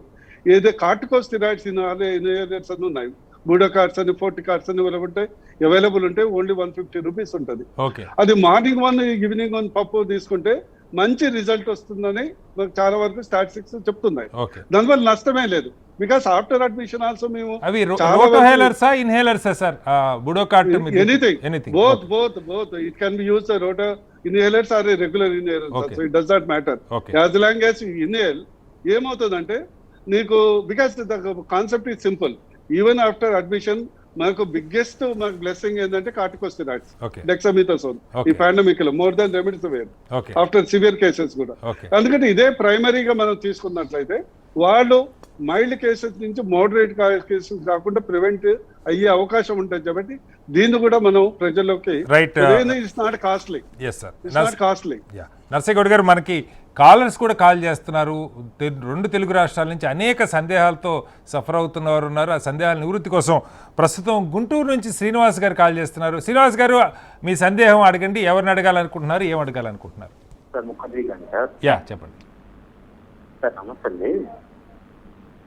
నమస్తే శ్రీనివాస్ గారు, చెప్పండి సార్. మా మదర్కి 3 days back severe headache and నీరసం బాగా వచ్చింది సార్. నేను హెచ్ఆర్సీకి సిటీ స్కాన్కి వెళ్ళాను. శ్రీనివాస్ గారు కొంచెం పెద్దగా అడగండి, మీ వాయిస్ తక్కువ వస్తున్నది. స్కాన్ కి వెళ్ళాను నేను. చెప్పండి వినపడతాను. అయితే ఇంప్రెషన్ రిపోర్ట్ వచ్చేసరికి ఇవాళ సివియారిటీ వచ్చేసరికి 5% of lung fields CORADS classification పై స్టేజ్ 3 లో ఉందని చెప్పారు సార్. ప్రశ్న ఏంటి అడగండి శ్రీనివాస్ గారు. సార్ ఇప్పుడు మా మదర్ హోమ్ ఐసోలేషన్ ఉన్నారు. ఇప్పుడు ప్రెసెంట్ నీరసంగా ఉంటుంది, బాగా ఫీవర్ వస్తుంది సార్ అప్పుడప్పుడు. అంటే ఫీవర్ కంటిన్యూ అవుతుంటే మాత్రం ఆవిడని మనం కొంచెం కేర్ఫుల్ గా చూడాలండి. ఇప్పుడు మన దగ్గర 2 ఉన్నాయి, సిమ్టమ్స్ ఉన్నాయి, సిటీ స్కాన్ రిపోర్ట్ ఉంది. సిటీ స్కాన్ రిపోర్ట్ లో అంత సివియర్ గా ఏం లేదు, కొంచెం మైల్డ్ గానే ఉంది. But at the same time మీరు ఏం చేస్తారంటే ఇక 3వ ఫ్యాక్టర్ మనం తీసుకురావాలి, బ్లడ్ టెస్టులు చేయించండి. సిబిపి, సిఆర్పి, డైమర్, ఫెరిటిన్ ఈ 4 బ్లడ్ టెస్టులు చేయించుకోండి. అవి కూడా ఎలివేటెడ్ ఉంటే మీరు అడ్మిషన్ అడగొచ్చు. ఎందుకంటే మెయిన్ సిమ్టమ్స్ అయితే పర్సిస్ట్ అవుతా ఉన్నాయి. సిటీ స్కాన్ లో కోరాయిడ్స్ 5 అంటే సివియర్ అన్నట్టు కాదు. కోరాయిడ్స్ క్లాసిఫికేషన్ ఏంటంటే, కోరాయిడ్స్ క్లాసిఫికేషన్ ప్రకారం అసలు అది కోవిడా కాదా అని మాత్రమే చెప్తారు. కోరాయిడ్స్ 1 అంటే అది ఖచ్చితంగా కోవిడ్ కాదని, కోరాయిడ్స్ 2 అంటే కొన్ని అబ్నార్మాలిటీస్ ఉన్నాయి కానీ కోవిడ్ లాగా లేదని, కోరాయిడ్స్ 3 అంటే ఇది కోవిడా కాదా అని పూర్తిగా తెలియట్లేదని, కోరాయిడ్స్ 4 అంటే ఇది ఖచ్చితంగా కోవిడ్ లాగానే ఉంది అని, కోరాయిడ్స్ 5 అంటే ఇది గ్యారంటీ కోవిడ్ అని, కోరాయిడ్ 6 అంటే ఆర్టీపీసీఆర్ కానీ లేకపోతే ర్యాపిడ్ యాంటీజెన్ టెస్ట్ కానీ పాజిటివ్ ఉంది అని. ఇంతే, అంతకుమించి ఏం లేదు. ఇంకా సిటీ సివియారిటీ ఇండెక్స్ అని ఉంటుంది, దాంట్లో మీరు చెప్పింది 5% లంగ్ ఎఫెక్ట్ అయిందని. డెఫినెట్ గా లంగ్ ఎఫెక్ట్ అయింది, ఇన్ఫెక్ట్ అయ్యి ఉన్నారు. ఇప్పుడు మనం చూడాల్సింది ఏంటంటే సిమ్టమ్స్ ఉన్నాయి. నేను ముందు చెప్పాను కదా 3 ఉంటే అని. ఇప్పుడు మనకి సిటీ స్కాన్ ఉంది ప్లస్ సిమ్టమ్స్ ఉన్నాయి. ఒక్కసారి మీరు ఇన్ఫ్లమేటరీ మార్కర్స్ చేసుకుని అవి కూడా ఎలివేటెడ్ ఉంటే మాత్రం ఒకసారి అడ్మిట్ చేస్తే మంచిది. రైట్, మనతో రవికిషోర్ గారు కడప నుంచి కాల్ చేస్తున్నారు. రవికిషోర్ గారు, మీ ప్రశ్న సూటిగా అడగండి. ఎవరిని అడగాలనుకుంటున్నారు, ఏం అడగాలనుకుంటున్నారు? హలో రవికిషోర్ గారు అడగండి. సార్, ఇది వ్యాక్సినేషన్ ప్రోగ్రామ్ ఉంది కదా సార్, అంటే నెక్స్ట్ May 1 నుంచి రిజిస్టర్ చేసుకోమని చెప్పారు. May 1 నుంచి ఏప్రిల్ 28 నుంచే రిజిస్టర్ చేసుకోవాలని చెప్పారు సార్. ఏప్రిల్ 28 నుంచి ఆన్లైన్ రిజిస్ట్రేషన్ స్టార్ట్ అవుతాయి. Yes, okay. బట్ అది ఎంతవరకు ఎఫెక్టివ్ గా ఉంటుందని అనుకున్నాను. ఎవరిని అడుగుతున్నారు? శ్రీనివాస్ గారు, నర్సగౌడ్ గారు చెప్పండి ప్లీజ్. ఒకటి మీ ద్వారా ప్రజలందరికీ విజ్ఞప్తి చేసేది ఏంటంటే, ప్రపంచంలో అన్ని దేశాల స్టడీస్ ఏం చెప్తున్నాయంటే వ్యాక్సిన్ ఈజ్ ఎఫెక్టివ్, అంటే పనిచేస్తుంది. నెంబర్ 2, వ్యాక్సిన్ టోటల్ గా జబ్బును రాకుండా ప్రివెంట్ చేయకపోవచ్చు, కానీ జబ్బు సివియారిటీని అంటే జబ్బు యొక్క ఉధృతిని చాలా వరకు తగ్గిస్తుంది. నెంబర్ 3, కోవిడ్ వ్యాక్సిన్ 2 డోసెస్ తీసుకొని ఆఫ్టర్ 4 వీక్స్ ఆర్ 6 వీక్స్ తర్వాత కోవిడ్ వచ్చి దానివల్ల చనిపోయిన వాళ్ళ సంఖ్య 0.003% కూడా లేదు. అందుకొరకు దయచేసి ఎలాంటి సందిగ్ధత పెట్టుకోకుండా కోవిషీల్డా, కోవాక్సినా, ఇదా అదా అని పెట్టుకోకుండా, అసలు కోవిడ్ వ్యాక్సిన్ అవైలబిలిటీ ఇప్పుడు షార్టేజ్ ఉంది. అందులో మీరు క్వశ్చన్ పెట్టుకుంటే మొత్తం రైలు వెళ్ళిపోతుంది. అందుకొరకు వ్యాక్సిన్ తీసుకోండి. 18 years నుంచి పైబడిన వాళ్ళందరూ తీసుకోండి. తీసుకోవటం వల్ల మీకు రక్షణ ఉంటుంది, జబ్బు తీవ్రత రాకుండా ఇది కవచం లాగా పనిచేస్తుంది. Please don't have any doubts. Okay, right, మళ్ళీ వస్తాను సార్ మీ దగ్గరికి. విరించి గారు, ఇప్పుడు ఇంకొక పెద్ద సమస్య ఏంటంటే భయం. అన్నిటినీ మించి అసలు ఇది ఏంటో మొదటిసారి కంటే చాలా భయానకంగా ఉందంటున్నారు. ఆ భయానికే చాలామంది కుచించుకుపోతున్నారు, తీవ్రమైనటువంటి ఆందోళనకి లోనవుతున్నారు. అవసరం లేకపోయినా హాస్పిటల్ చుట్టూ పరిగెత్తున్నారు. కొంత ఈ ఆక్సిజన్ అందలేదన్న భావన కూడా ఈ భయం నుంచే వస్తుందని చెప్తున్నారు. వాళ్ళకి అసలు ఏంటి మీరిచ్చే సూచన? శ్రీనివాస్ గారు, వాస్తవంగా కనుక మనం చూసుకుంటే మార్చి 2020లో ఈ ఇండియాలో ఈ కరోనా వైరస్ అన్నది స్టార్ట్ అయినప్పటికే WHO ఏం చెప్పింది అని అంటే, the next pandemic could be a mental health pandemic అని వాళ్ళు అప్పుడే వార్న్ చేయడం జరిగింది. అయితే దీనికి కారణం ఏమిటి అని మనం చూస్తే, ఇప్పుడు మన మోస్ట్ సుపీరియర్ స్పీషీస్, మనం హ్యూమన్ బీయింగ్స్ అన్నది మోస్ట్ సుపీరియర్ స్పీషీస్. అంటే ఈ మోస్ట్ సుపీరియర్ స్పీషీస్ యొక్క మెదడు కూడా ఒక ట్రొమాటిక్ ఇన్సిడెంట్ జరిగినప్పుడు, లేదా ఇటువంటి పాండమిక్ లాంటి ఒక షాకర్ అన్నది వచ్చినప్పుడు దాన్ని తట్టుకోలేకపోవడము అన్నది మేజర్ గా జరుగుతుంది ఇనీషియల్ ఫేజెస్ లో. ఎందుకంటే దాని అన్సర్టినిటీ ఉంది, నెక్స్ట్ ఏం జరుగుతుందో తెలియదు, ఎట్లా అవుతుంది, ఏం జరుగుతుంది ఏమీ తెలియనప్పుడు బ్రెయిన్ ఆ షాక్ లోకి వెళ్తుంది. అయితే ఆ సమయంలో ఖచ్చితంగా ఈ సైకలాజికల్ ఇష్యూస్ పెరగడము అన్నది మేము చూసామండి. అయితే ఇక్కడ 3 రకాలుగా చూస్తున్నాం సైకలాజికల్ ఇష్యూస్. ఒకళ్ళు కరోనా రాలేదు కానీ వస్తుందేమో అనే ఒక భయము. రెండోది కరోనా వచ్చింది, ఆ 14 days ఐసోలేషన్ లో ఉన్నాం, ఆ సమయంలో తీవ్రమైన భయాలు, అంటే నాకు ఏదన్నా అవుతుందేమో, ఆక్సిజన్ వరకు వెళ్లాల్సి వస్తుందేమో, హాస్పిటలైజ్ అవ్వాల్సి వస్తుందేమో, వెంటిలేటర్ దొరకకపోతే ఎట్లా, టైంకి ఇంజెక్షన్స్ దొరకకపోతే ఎట్లా, నా వాళ్ళని నేను మళ్ళీ కలుసుకోగలనా లేదా. సో ఇటువంటి తీవ్రమైన భయాలు ఆ సమయంలో ఉంది. మూడోది, కోవిడ్ వచ్చి వెళ్ళిపోయిన తర్వాత కూడా కొన్ని న్యూరలాజికల్ అండ్ సైకాట్రిక్ సిమ్టమ్స్ వస్తున్నాయి అని ఆర్టికల్స్ కూడా వస్తున్నాయి, మేము క్లినికల్ గా కూడా చూస్తున్నాం. అయితే ఈ సుపీరియర్ బ్రెయిన్ చాలా ఇంట్రెస్టింగ్ గా ఉంటుంది, ఎందుకంటే మొదట్లో ఏదైతే ఈ భయంలోకి వెళ్తుందో తర్వాత ఈ సుపీరియర్ బ్రెయిన్ కి అడాప్ట్ అవ్వగలిగే కెపాసిటీ ఒకటి ఉంటుంది. అందుకే గనక మనం చూసాం నవంబర్ డిసెంబర్ టైం కల్లా ఇండియాలో చాలా మంది భయాలు తగ్గిపోయాయి, they started going back to their routines, అందరూ రిలాక్స్ అయ్యారు. వాస్తవంగా మనం తెలుసుకోవాల్సింది ఏంటంటే మనం రిలాక్స్ అయ్యాం కానీ కరోనా రిలాక్స్ కాలేదు. అందుకే we saw the second wave coming up. ఎందుకంటే ఎక్కడో అక్కడ ఇందాక అందరూ స్పీకర్స్ అందరూ కూడా చెప్పినట్టు మాస్కులు లేకుండా తిరగడము, క్లోజ్ గ్యాదరింగ్స్ కి వెళ్ళడము, ఇంకా నైట్ క్లబ్స్ కి వెళ్ళి చాలా సార్లు ఏమవుతుంది అంటే ఆల్కహాలిజం కానీ లేదా అదర్ డ్రగ్స్ తీసుకున్నప్పుడు ఏమవుతుందంటే టెంపరీగా ఆ ఆలోచన నుంచి డిటాచ్ అయిపోతుంది బ్రెయిన్, సో ఒక రిలాక్సేషన్ వచ్చేస్తుంది. సో ఆ విధంగా అందరూ కూడా చేయడము అన్నది ఇవాళ ఒక సెకండ్ వేవ్ కారణంగా మనం చూస్తున్నాం. అయితే ఇంకొక మేజర్ రీజన్ మనం ఏం చెప్పుకోవాలి అని అంటే ఇవాళ రోజుల్లో ఉన్న ఎక్సెసివ్ న్యూస్ అవైలబిలిటీ అండి. ఎందుకంటే నేను న్యూస్ వాళ్ళు తప్పు చెప్తున్నారని అనట్లేదు, ఖచ్చితంగా మనము జరుగుతున్న విషయాలు చూపించాలి. కానీ ఎవరైతే ఆల్రెడీ కొద్దిగా ఈ అండర్లైన్ యాంగ్జైటీ అన్నది ఉంటుందో వాళ్ళు ఈ నెంబర్ ఆఫ్ డెత్స్ అన్నది చూసే వరకు, ఇంతమంది కేసులు పాజిటివ్ వస్తున్నాయి అని చూసే వరకు, లేదా కొన్ని ఫేక్ న్యూస్ కూడా ఆక్సిజన్ లేదు లేదా వెంటిలేటర్ సరిపోవట్లేదు, ఇంజెక్షన్లు దొరకట్లేదు, గవర్నమెంట్ హాస్పిటల్కి వెళ్తే మీ పరిస్థితి ఇంతే, అటువంటి అన్ఫార్చునేట్ న్యూస్ అన్నది చూసే వరకు కూడా మనస్సు ఖచ్చితంగా డిస్టర్బ్ అవుతుంది. బ్రెయిన్ లో కొన్ని రసాయనిక పదార్థాల మార్పు చేర్పులు అన్నవి జరుగుతాయి. ఇలాంటివి జరిగినప్పుడు యాంగ్జైటీ స్పెషల్లీ ఉన్నప్పుడు మనకు ఆటోనామిక్ సిమ్టమ్స్ అంటాం, అంటే టెంపరేచర్ పెరగడం ఉంటుంది, శ్వాస తీసుకోవడంలో కష్టం అన్నది ఉంటుంది. సో ఇటువంటి సిమ్టమ్స్ వచ్చే వరకు ఒకటి ఇది కోవిడ్ అనే భయం, రెండోది ఆల్రెడీ కోవిడ్ ఉండే వరకు ఈ సిమ్టమ్స్ వల్ల కోవిడ్ ట్రీట్మెంట్ కూడా అంత ఎఫెక్టివ్ గా పనిచేయకపోవడము అన్నది మనం చూస్తూనే వస్తున్నాము. సో ఒకటి మానసిక వ్యాధులు తప్పకుండా పెరుగుతున్నాయి. అయితే మరి ఇవి రాకుండా కూడా మనము ఎన్నో మన సరౌండింగ్స్ లోనే చేయవలసిన పనులు అన్నవి ఉంటాయి. I'm sure we will discuss about that. Sir మళ్ళీ వస్తాను మీ దగ్గరికి. విరించి గారు కాలర్స్ మనతో ఉన్నారు. రాజేశ్వరరావు గారు విశాఖపట్నం నుంచి లైన్ లో ఉన్నారు. రాజేశ్వరరావు గారు మీ ప్రశ్న అడగండి, ఎవరిని అడుగుతున్నారు? డాక్టర్ గారిని అడుగుతున్నాను సార్. నమస్తే సార్, నా పేరు రాజేశ్వరరావు అండి. ఓకే, జయప్రకాష్ గారిని అడగండి. ఓకే, ప్యూర్ మెడికల్ ముఖర్జీ ఇవ్వండి శ్రీనివాస్ గారు. That's better. రైట్, రాజేశ్వర గారు ముఖర్జీ గారు ఆన్సర్ చేస్తారు మీ ప్రశ్నకి. Okay sir. సార్ ఇప్పుడు మనకు ఈ కన్స్ట్రక్షన్ వర్క్ చేసేటువంటి లేబర్స్ కానీ లేదంటే ఆటో డ్రైవర్స్ కానీ వీళ్ళు ఎక్కువగా కైనీ అది తీసుకుంటారు. వాళ్ళు ఒకవేళ వాళ్ళలో ఎవరైనా కరోనా పేషెంట్ ఉండి వాళ్ళు స్పిట్ చేసినప్పుడు రోడ్డు మీద పడిపోతుంది, మరి అది మట్టిలో కలిసిపోయి అది డ్రై అయిన తర్వాత అది పైకి లేగడానికి అవకాశం ఉంది గాలి వేసినప్పుడు.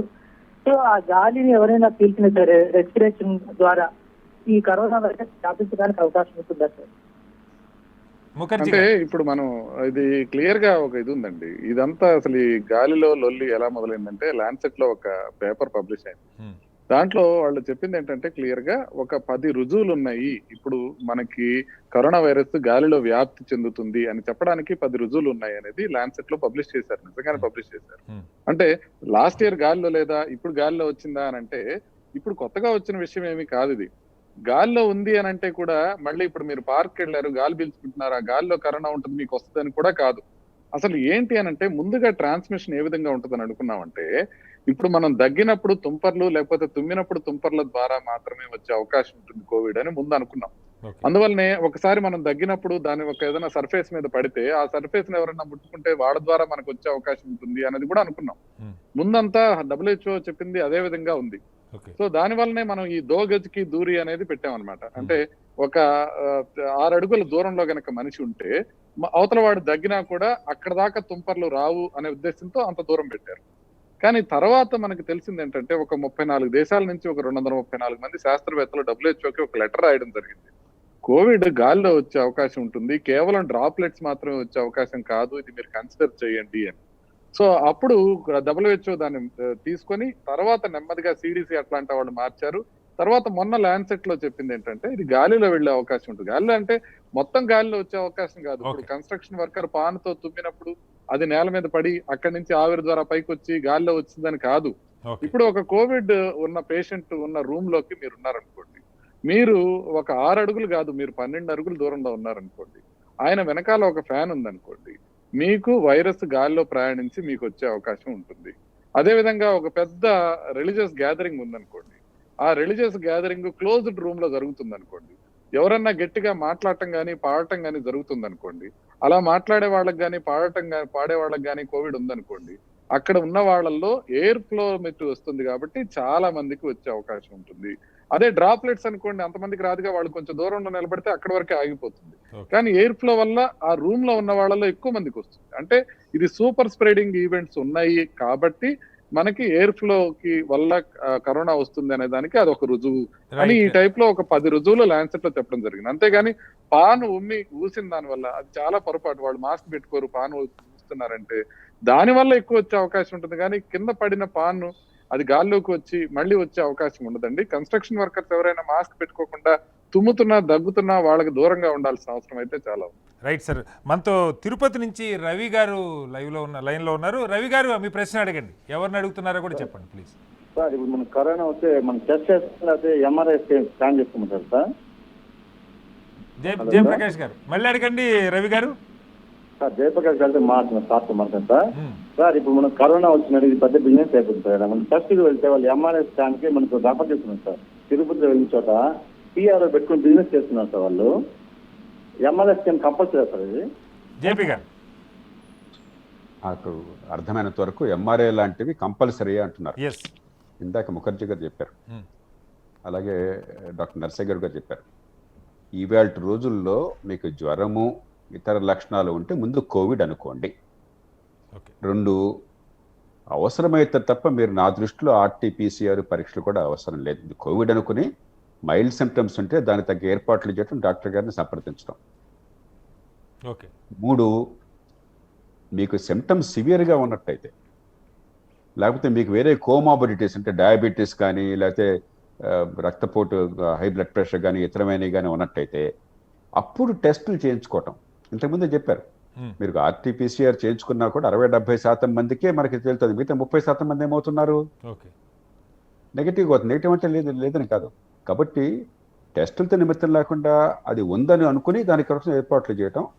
ఒకవేళ వ్యాధి లక్షణాలు కనుక గట్టిగా ఉన్నట్టయితే అప్పుడు ఏ మేరకు వ్యాధి లక్షణాలు ఉన్నాయి, ఉదాహరణ రక్తం పలచబడుతోందా, రక్తం గడ్డ కడుతోందా. దీనిలో పెథాలజీ ప్రధానంగా చాలా అవయవాల్లో రక్తం గడ్డ కట్టి దానివల్ల ప్రాణం పోతుందని అర్థమైంది. 2 సైటోకైన్ స్టామ్ ఉందా, అందుకనే ఇందాక చెప్పారు CRP కానీ ఇతరమైనవి కానీ సైటోకైన్ స్టామ్ ఉండేది ఉందా. 3 లంగ్లో బాగా ఇన్ఫిల్ట్రేషన్ విపరీతంగా ఉండి లంగ్స్ కాంప్రమైజ్ పరిస్తుందా. ఇవి తెలుసుకోవడం కోసం వివిధమైన టెస్టు అవసరాన్ని బట్టి చేయాలి. అంటే కూడా మీకు మిగతా జబ్బుల్లాగా మలేరియాలాగా మరో దానిలాగా ఫలానా మందిస్తే తగ్గిపోయేది కాదు. దీనికి మనం వ్యాధి తీవ్రత రాకుండా, ప్రాణాపాయం రాకుండా వైద్యులు సేవలు అందిస్తారు. అందుకే అది ఒక సంవత్సరం క్రితం మనకు తెలియదు. ఇప్పుడు కార్టికోస్టెరాయిడ్స్, డెక్సామెథాసోన్ కనుక సకాలంలో మళ్ళీ అదే ముందు ఇచ్చారనుకోండి ఎక్కువగాను, మీకు ఇమ్యూనిటీ సప్రెస్ అయిపోయి వ్యాధిని శరీరం ఎదుర్కోలేదు. సరైన సమయంలో సైటోకైన్ స్టామ్ రాకుండా ఎదుర్కోవాలి. అలాగే ఆక్సిజన్ బాగా తక్కువ ఉంది అనుకున్నప్పుడు ఆక్సిజన్ అందజేయాలి. ఒకప్పుడు వెంటిలేటర్లు అనుకున్నాం, వెంటిలేటర్లు పెట్టిన వాళ్ళు చాలా మంది చనిపోయారు. ఇప్పుడు వెంటిలేటర్ చాలా అరుదుగా వాడుతున్నాం. అది అవసరం లేదని తెలియదు, చాలా అసాధారణ సందర్భాల్లో తప్ప. ఇప్పుడు చాలా సులభమైన చిట్కాలు వచ్చినాయి. ఉదాహరణకి శరీరంలో పడుకున్నప్పుడు ఒకే రకంగా వెల్లికలో పడుకోవడమే కాకుండా ఒక పక్కన కాసేపు ఎడమ వైపు బోర్లా పడుకోవటం, అంటే లంగ్స్లో బాగా వెంటిలేషన్ బాగా పెరగటం కోసం పని.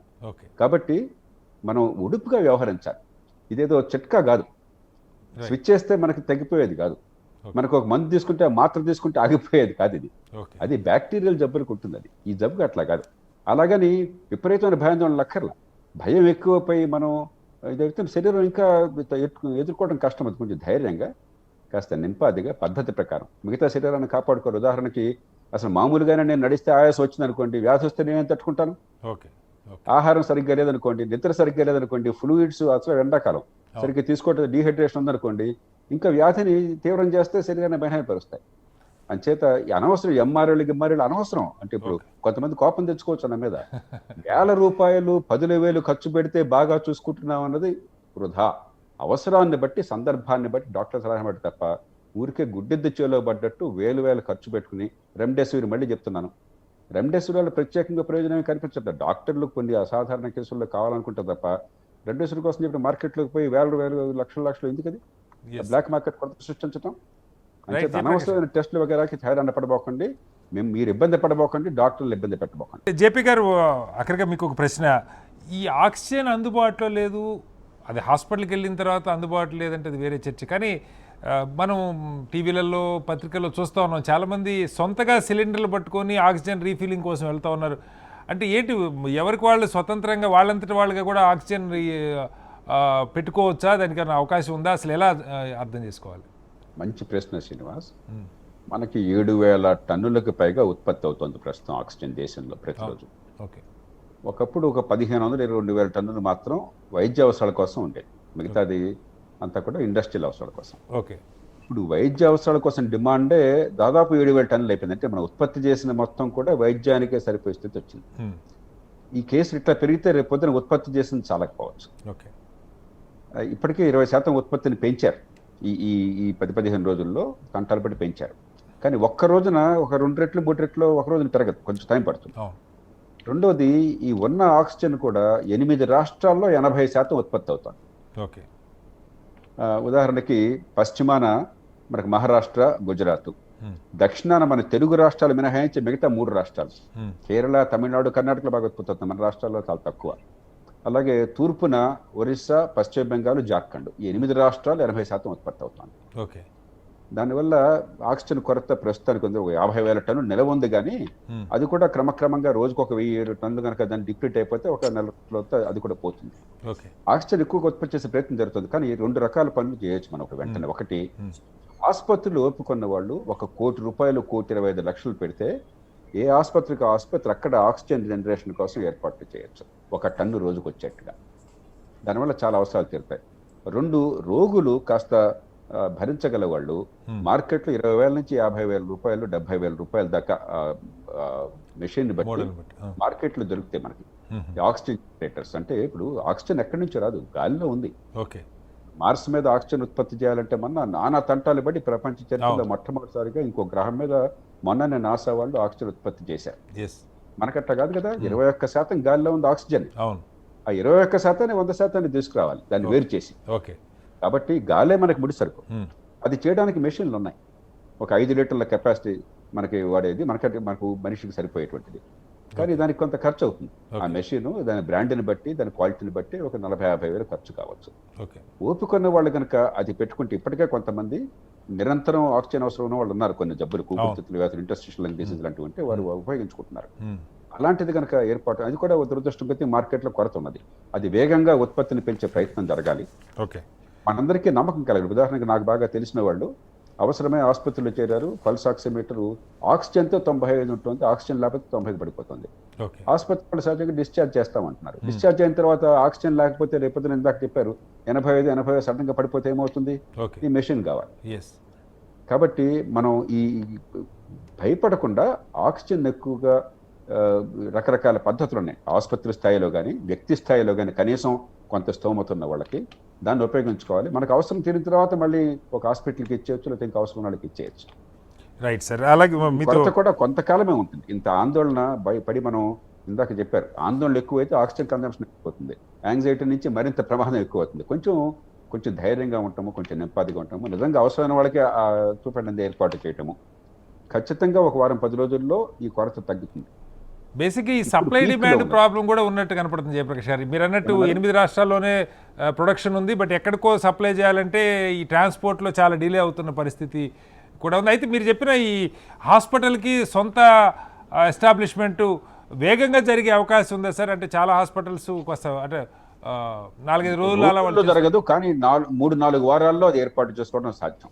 ఇవాళ కనుక మొదలెడితే ఒక 3 వారాల్లో దాన్ని ఏర్పాటు చేయడం సాధ్యం. దాన్ని ఇంకా వేగరం చేయొచ్చు. టెక్నాలజీ పెరిగిన కాలంలో 2 వారాల్లో చేయడం కూడా అసాధ్యం కాదు. అట్లాగే మీరు చెప్పిన పర్సనల్గా వాడుకునే కెపాసిటీ ఉండేవి 40-50 వేలు మార్కెట్లో దొరుకుతాయి.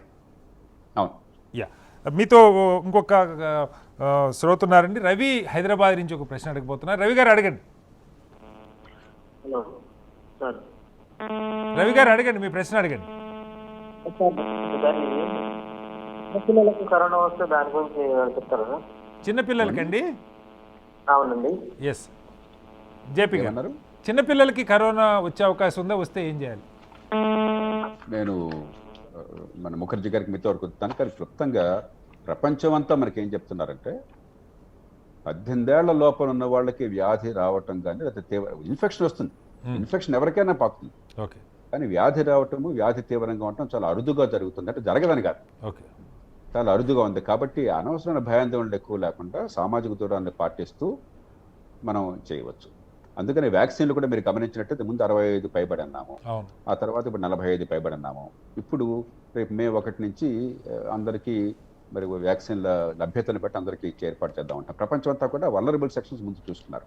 దానిలో పిల్లలు వల్నరబుల్ కాదు సాధారణంగా. అయినప్పటికీ ఖచ్చితంగా ఇప్పుడు వయసు తక్కువ ఉన్న వాళ్ళు కూడా తీవ్ర వ్యాధికి గురవడం క్రమక్రమంగా చూస్తున్నాం ఈ మధ్యకాలంలో. అంచేత జాగ్రత్తలు తీసుకుంటూ భయాన్ని కొంచెం వదిలేయాలి. మిగతాది బస్సు ముఖర్జీ గారు చెప్తే బాగుంది. రైట్ జయప్రకాష్ గారు, థ్యాంక్ యూ జయప్రకాష్ గారు, మీ విలువైన సూచనలు ఇచ్చినందుకు ధన్యవాదాలు. నరసయ్య గౌడ్ గారు, ఇంకొక కీలకమైన ప్రశ్న, కొంచెం ఇదే ఆక్సిజన్కి సంబంధించే. అంటే ఆక్సిజన్ అందక హార్ట్ ఫెయిల్ అవుతుంది, ఇలా రకరకాలు వస్తూ ఉన్నాయి. అలాగే ఈ డెత్ రిపోర్ట్స్లో కూడా చాలామంది కరోనాని మెన్షన్ చేయకుండా హార్ట్ ఫెయిల్యూర్ అంటున్నారు. అంటే ఈ భయానికి ఏమైనా హార్ట్ ఫెయిల్యూర్ వస్తుందా, లేకపోతే ఆక్సిజన్ అందక హార్ట్ ఫెయిల్యూర్గా మారుతుందా, ఎలా చూడాలి?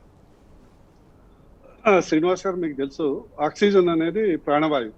It is the fundamental necessary for the life.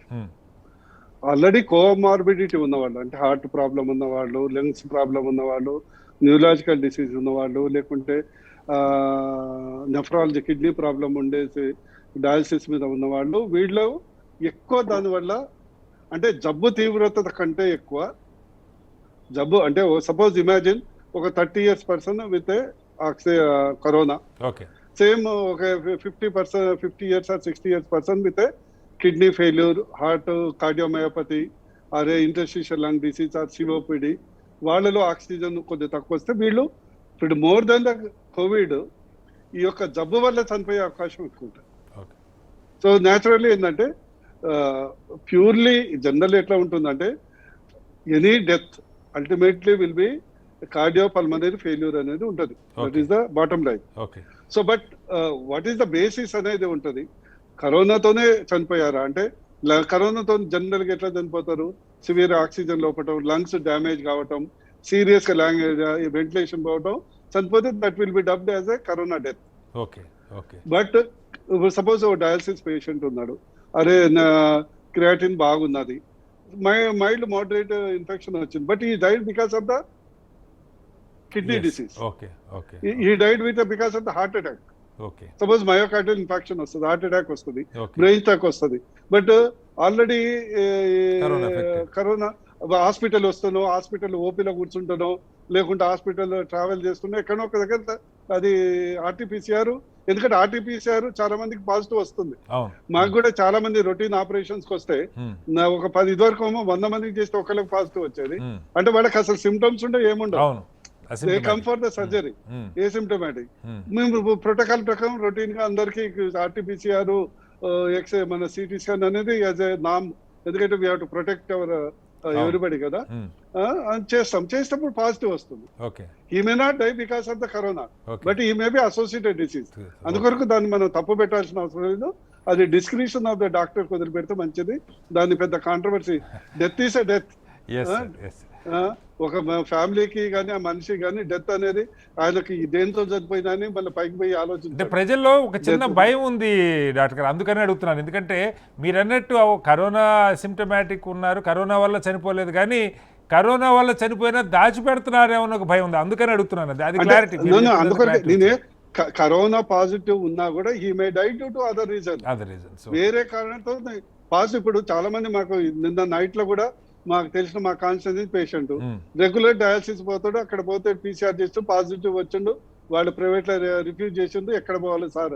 అందుకొరకే మన శశిభూషణ్ అడిగిన. ఓకే మళ్ళీ పట్టుకొని గాంధీలో అడ్మిట్ చేయించాల్సిన పరిస్థితి వచ్చింది. Right. But he does not have any symptoms, okay లక్షణాలే లేవు. రైట్ అందుకొరకు ఏంటంటే ఎస్ సార్ కొంచెం జాగ్రత్తగా ఉంటుంది. ఎస్ ముఖర్జీ గారు, చిన్న ప్రశ్న. ఈ కరోనా స్టార్ట్ అయినప్పుడు మనకి కొన్ని జిల్లాలు, ఉదాహరణకి శ్రీకాకుళం లాంటి జిల్లాల్లో అసలు నెలల తరబడి కేసులు. ఇప్పుడేమో సరే మొత్తం అన్ని చోట్ల అంటే ఏదైనా నిజంగా అక్కడికి ప్రయాణాలు జరగక కొంచెం ఐసోలేటెడ్గా జిల్లా ఉండటం వల్ల రాలేదనుకోవాలా, లేదు కొంతమందిలో అసిమ్టమాటిక్ జెనెటికల్గానో లేదు వేరే కారణాలు ఏమైనా ఉన్నాయి. ఇప్పుడేమో అన్ని చోట్ల యూనిఫామ్గా వచ్చేస్తూ ఉన్నాయి. ప్రత్యేకించి కొన్ని జిల్లాలకి చాలా రోజుల పాటు రాలేదు. ఎలా చూడాలి? అంటే మనం ఇండియా గురించి కూడా మొదట్లో అంతే అనుకున్నామండి. ప్రపంచంలో దేశాలన్నిటికీ విపరీతంగా వస్తుంది, ఇండియాలో రావట్లేదంటే మన దగ్గర టెంపరేచర్ ఎక్కువ, లేకపోతే మనకి జెనెటిక్ ప్రొటెక్షన్ ఉంది, లేకపోతే మనకి ఇటువరకు జలుబు చేసింది అందుకని కరోనా వచ్చి మనకి పాత కరోనా వైరస్ వల్ల కొంత క్రాస్ ఇమ్యూనిటీ ఉంది, లేకపోతే మనం ఏదో కొంచెం కషాయాలు ఎక్కువ తాగుతామని, మనం ప్రాణాయామం ఎక్కువ చేస్తామని, ఇట్లాంటివి ముందుగా అనుకున్నారు అన్ని.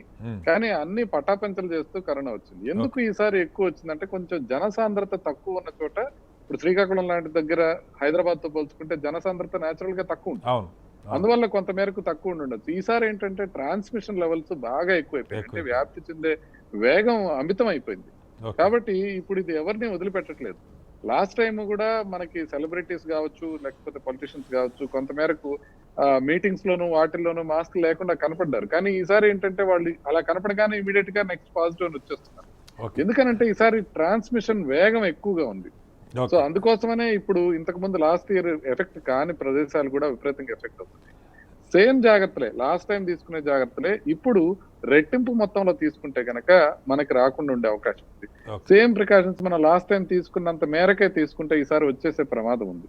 ఓకే, మనతో డాక్టర్ శ్రీభూషణ్ రాజు గారు, నిమ్స్ సీనియర్ వైద్యులు జాయిన్ అయ్యారు. శ్రీభూషణ్ గారు నమస్కారం.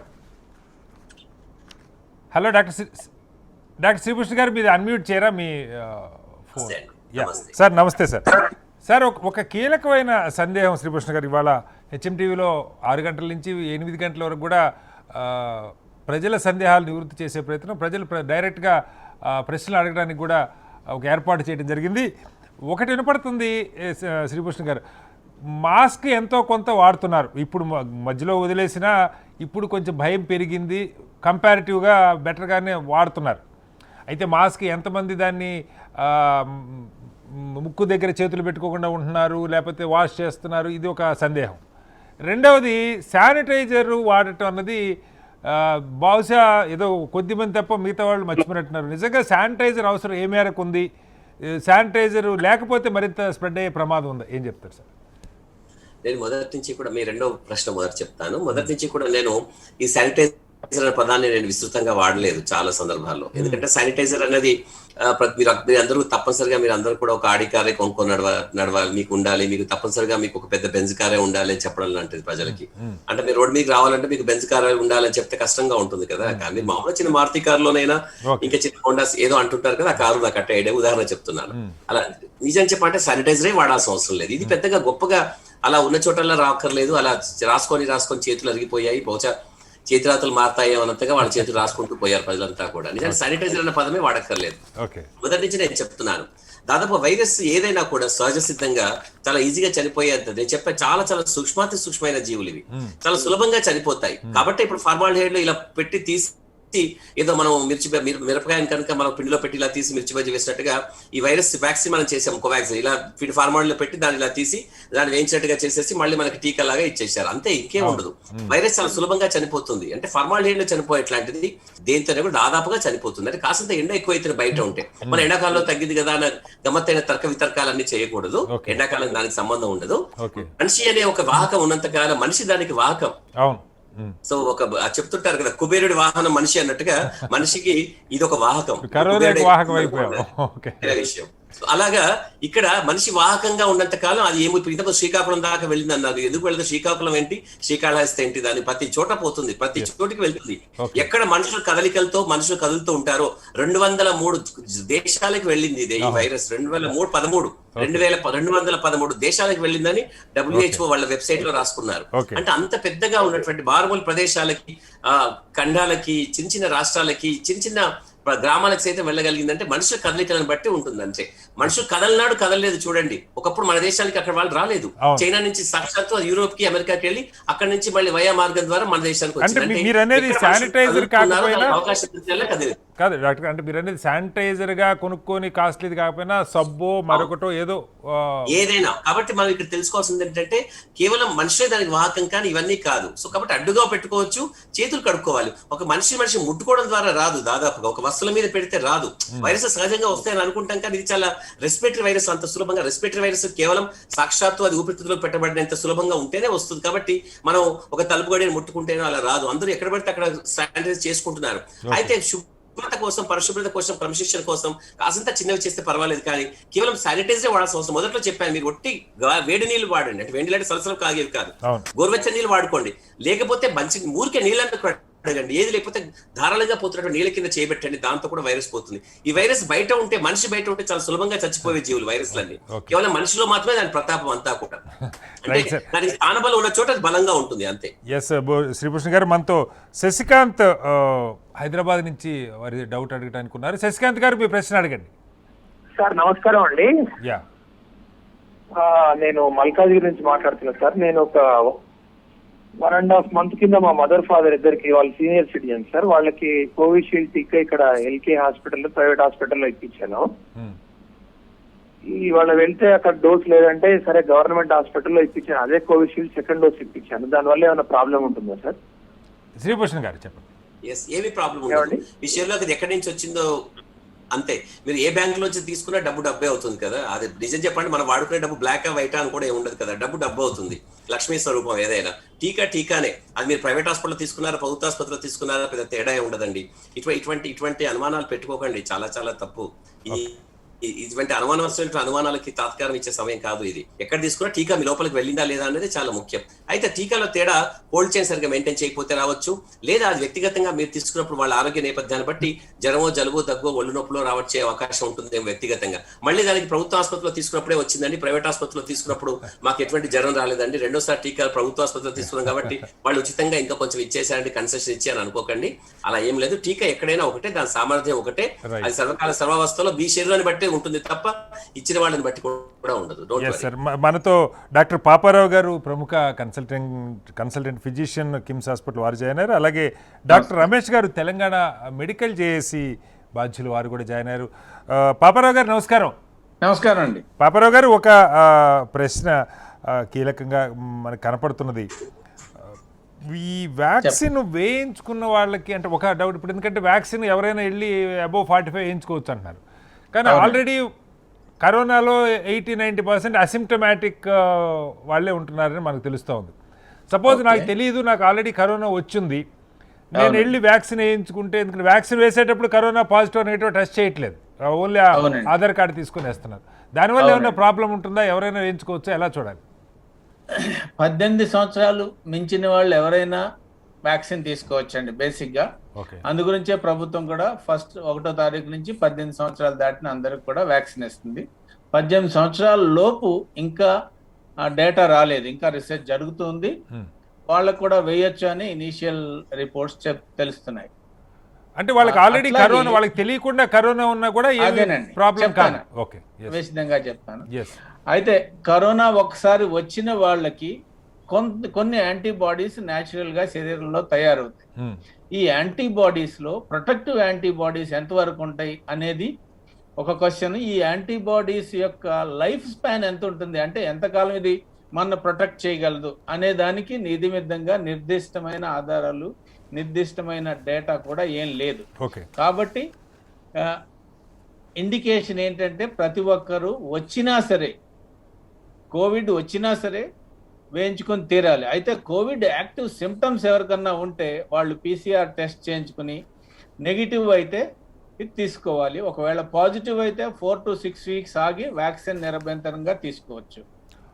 అయితే వ్యాక్సిన్ వేసుకున్న తర్వాత PCR లో పాజిటివ్ వస్తుందా అనే అపనమ్మకాలు చాలా మందికి ఉన్నాయి.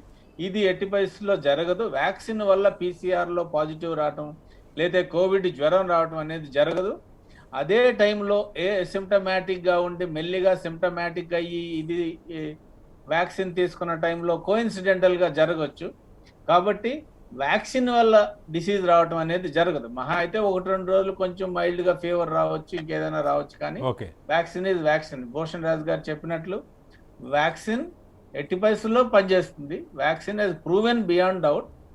అట్లాగే ఏ వ్యాక్సిన్ అయినా ఒకటే, ఇందాక ఒక ప్రేక్షకుడు అడిగినట్లు ఎక్కడ తీసుకున్నా ఒకటే. అయితే ఇందులో ఏది మొదటి వ్యాక్సిన్ తీసుకుంటే రెండోది కూడా అదే తీసుకోవాలి. ఒకటి కోవిషీల్డ్ అయితే మళ్ళీ కోవిషీల్డే తీసుకోవాలి, కోవాక్సిన్ అయితే కోవాక్సిన్, వేరే ఏదైనా అదే తీసుకోవాల్సి ఉంటుంది. ఇంకొక ప్రశ్న నారాయణ గారు, సారీ పాపారావు గారు, ఈ 2 వ్యాక్సిన్ల ఇప్పుడు వ్యాక్సిన్ తీసుకున్న తర్వాత ఉదాహరణకి ఇప్పుడు కోవిషీల్డ్ తీసుకుంటే 6 నుంచి 8 వారాల లోపు మళ్ళీ సెకండ్ డోస్ తీసుకోవాలని చెప్తున్నారు. బట్ ఇప్పుడు ఏమో చాలా షార్టేజ్ నడుస్తుంది. నేను ఫస్ట్ డోస్ తీసుకున్నాను కాబట్టి నాకు ఖచ్చితంగా పలానా రోజు వస్తే వ్యాక్సిన్ ఖాయంగా ఉంటుందని చెప్పే పరిస్థితి లేదు. ఇదేమైనా కొంచెం ఆలస్యం అయితే, సపోజ్ 8th వీక్ కాకుండా 9th వీక్ వెళ్తే ఏమన్నా ప్రమాదమా, దానివల్ల ప్యానిక్ అవుతున్నారు, ఏం చెప్తారు? అబ్సల్యూట్లీ నో ప్రాబ్లం అండి. దానికి కొంత పీరియడ్ ఉంది, క్వశ్చనింగ్ పీరియడ్ ఉంది. 6 to 8 వీక్స్ లో ప్రభుత్వం ఇస్తున్నా సరే సైంటిఫిక్ డేటా ప్రకారం 12 వీక్స్ వరకు దీనికి తీసుకునే అవకాశం ఉంది. సో 12 వీక్స్ లోపు తీసుకున్న అట్లయితే కనుక ఖచ్చితంగా ప్రాపర్ ఇమ్యూనిటీ వస్తుంది. ఇది కోవిషీల్డ్ కి. అలాగే కోవాక్సిన్ కూడా 2 to 4 వీక్స్, 1 to 2 వీక్స్ అటు ఇటు అయినా సరే ఏం ప్రమాదం లేదు. ఏదైనా జ్వరం వచ్చినా వాళ్ళు కొంచెం ఆగి తీసుకోవచ్చు, ఏం ప్రాబ్లం లేదు. Right sir. మనతో నారాయణ గారు జగిత్యాల నుంచి క్వశ్చన్ అడుగుతున్నారు. నారాయణ గారు అడగండి, మీరు మీ డౌట్ ఏంటి? నమస్కారం సార్. అడగండి సార్. నాకున్న సందేహం ఏంటంటే, ఇప్పుడు బ్లడ్ గ్రూపుల వారిగా ఎన్నో రకాలుగా ఉంటారు. వారిలో ఎలాంటి బ్లడ్ గ్రూప్ వారికి కరోనా సంక్రమించే అవకాశాలు ఎక్కువ ఉన్నాయో వాళ్ళ పైన ఈ కరోనా వ్యాక్సిన్ ఏ విధంగా పనిచేస్తాయి? మీ ప్రశ్నకి డాక్టర్ రమేష్ గారు, Telangana medical JAC chairman. Ramesh గారు నమస్కారం. వారి ప్రశ్న ఏంటంటే బ్లడ్ గ్రూప్ను బట్టి కరోనా ఎఫెక్ట్ అయ్యే అవకాశం ఏమైనా ఉందా అని అడుగుతున్నారు. ఏంటండి? బ్లడ్ గ్రూప్ను బట్టి బి పాజిటివ్, ఓ పాజిటివ్ ఇలా ఉంటాయి కదా, ఆ బ్లడ్ గ్రూపులను బట్టి ఏదైనా కరోనా కొద్ది పర్టికులర్ గ్రూప్ వాళ్ళకే వస్తుందని ఒక సందేహం. లేదండి, అలాంటిది అయితే ఇప్పటి వరకు మనకి సైంటిఫిక్ ఎవిడెన్స్ అయితే ఏమీ లేదు. అన్ని బ్లడ్ గ్రూప్లకి కరోనా పాజిటివ్ వస్తుంది, అన్ని గ్రూప్లకి వస్తుంది తప్ప ఈ గ్రూప్ కి ఎక్కువ రావడం ఆ గ్రూప్ కి తక్కువ రావడం అనేది లేదు. ఇప్పటి వరకు అయితే అలాంటి ఎవిడెన్స్లు అయితే ఏం లేవు అండి. రైట్. రమేష్ గారు ఇంకొక ప్రశ్న, ఇప్పుడు ప్రధానంగా ఈ 2 వ్యాక్సిన్లు మనకు మార్కెట్లో ఉన్నది 2, కారణం ఏంటో తెలియదు కానీ కోవిషీల్డ్ బాగా విస్తృతంగా దొరుకుతున్నది మార్కెట్లో, కోవాక్సిన్ దొరకటం లేదు. రకరకాల ప్రచారాలు జరుగుతున్నాయి. కొంతమంది కోవాక్సిన్ అయితే చాలా ఎస్టాబ్లిష్డ్ ఆల్రెడీ కన్వెన్షనల్ మెథడ్ అని, కోవిషీల్డ్ అయితే కొద్దిగా అన్కన్వెన్షనల్ అని రకరకాల చర్చ జరుగుతున్నాయి. ఏంటి రెండింటికి ఏమన్నా తేడా ఉందా? ప్రజలు ఏదైనా ధైర్యంగా 100కి 100 పాళ్ళు వేసుకోవచ్చా? కొద్దిమంది ఎవరైనా వేసుకోకూడని వాళ్ళు ఉన్నారా? ఏం చెప్తారు డాక్టర్ రమేష్ గారు? అసలు యాక్చువల్ గా మేము రోజు కూడా ఇదే ప్రాబ్లం ఫేస్ చేస్తున్నాం. అందరూ విఐపీలు అందరు కూడా కోవాక్సిన్ కావాలని చెప్పి చాలా మంది కూడా అంటున్నారు. అయితే ఒరిజినల్ గా మనకి మొదట్లో వచ్చినటువంటి కోవిషీల్డ్ ఏదైతే ఉన్నదో, కోవిషీల్డ్ కూడా మంచి వ్యాక్సిన్. ఆల్రెడీ 11 కోట్ల మందికి ఆల్రెడీ వ్యాక్సిన్ ఇచ్చారు. అందులో 0.003% కాంప్లికేషన్స్ చూపెట్టారు. తర్వాత రీసెంట్ గా 1 కోటి మందికి మనం కోవాక్సిన్ ఇచ్చినాం. కోవాక్సిన్ ఇచ్చినా కూడా 0.004% కాంప్లికేషన్ చూపెట్టారు. సో ఇదంతా కూడా సైంటిఫిక్ ఎవిడెన్స్. కోవిషీల్డ్ తోని కాంప్లికేషన్స్ ఎక్కువ వస్తాయి, కోవిషీల్డ్ పనిచేయదు, ఎఫికసీ రేట్ కూడా ఆల్మోస్ట్ సేమ్ దగ్గరికి వస్తుంది. కానీ ఇప్పుడు ఉన్నటువంటి పరిస్థితి ఏంటంటే కోవాక్సిన్ అనేది భారత్ బయోటెక్ మన దగ్గర ఉన్నటువంటి ఇండియా తయారు చేసినటువంటి కంపెనీ కాబట్టి అది ప్రైమ్ మినిస్టర్ ప్రమోట్ చేయడానికో ఏమో, మొత్తానికి ప్రైమ్ మినిస్టర్ వేసుకోగానే దానికి ఒక లేబుల్ వచ్చేసిందండి. అంటే ప్రైమ్ మినిస్టర్ వేసుకున్నాడు కాబట్టి కోవాక్సిన్ వేసుకుంటే చాలా బెటర్ ఉంటది అని చెప్పేసి. సో ఇవన్నీ కూడా అపోహలు మాత్రమే. ఖచ్చితంగా 2 వ్యాక్సిన్లు మంచివే. మనం 2 వ్యాక్సిన్లు కనుక వేసుకుంటేనే మనకు యాంటీబాడీస్ వస్తాయి. కొంతమందికి మేము చూస్తున్నాము పేషెంట్ అంటే కోవిడ్ ఇన్ఫెక్షన్ వచ్చి సిమ్టమాటిక్ ఉండి ట్రీట్మెంట్ తీసుకున్న తర్వాత కూడా వాళ్ళకి యాంటీబాడీస్ 5+ కన్నా లోపే వస్తున్నాయి, అంటే 3+, 2+ మాత్రమే వస్తున్నాయి. కాబట్టి 2+, 3+ కనుక ఉన్నప్పుడు మళ్ళీ కోవిడ్ రాదనే గ్యారంటీ లేదు. సో బాడీ ఇమ్యూనిటీ ఏదైతే ఉన్నదో కంపల్సరీ వ్యాక్సిన్ తీసుకోవాల్సిన అవసరం ఉన్నది. అంటే వ్యాక్సిన్ తీసుకుంటే మాత్రమే 20+ వచ్చే అవకాశం ఉన్నది. కాబట్టి అందరు కూడా, దాదాపు ప్రజలందరూ కూడా మనం 70 నుండి 80%, అంటే మనము బెస్ట్ ఎగ్జాంపుల్ ఇజ్రాయెల్ తీసుకోవచ్చు. వాళ్ళు దాదాపు మోర్ దాన్ 60% వాళ్ళు వ్యాక్సినేటెడ్. కాబట్టి మనం కూడా 70 to 80% కనుక మనం వ్యాక్సిన్ వేయించుకుంటే అందరిలో కూడా యాంటీబాడీస్ అబౌవ్ 20+ కనుక వస్తే మనం హర్డ్ ఇమ్యూనిటీ వచ్చే అవకాశం ఉన్నది తప్ప అప్పటి వరకు ఈ కరోనా బాధ అనేది పోదు.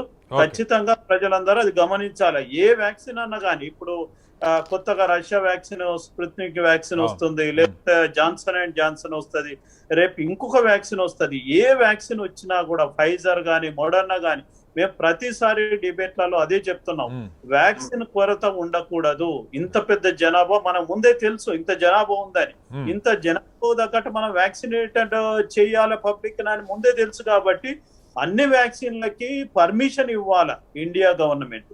సో అది ఇవ్వకుండా ఈ వ్యాక్సిన్లనే ఏదో రొటేట్ చేయాలంటే, ఇప్పుడు దీన్ని బట్టి మనం ఇప్పటి వరకు 11-12 కోట్ల మందికే ఇచ్చినాం.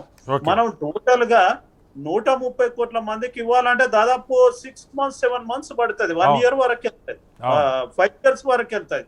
మనం 5 సంవత్సరాల వరకు కరోనా పట్టుకొని ఉండలేం కదా. కాబట్టి ఖచ్చితంగా మనం అన్ని వ్యాక్సిన్లు కూడా అలో చేయాలి.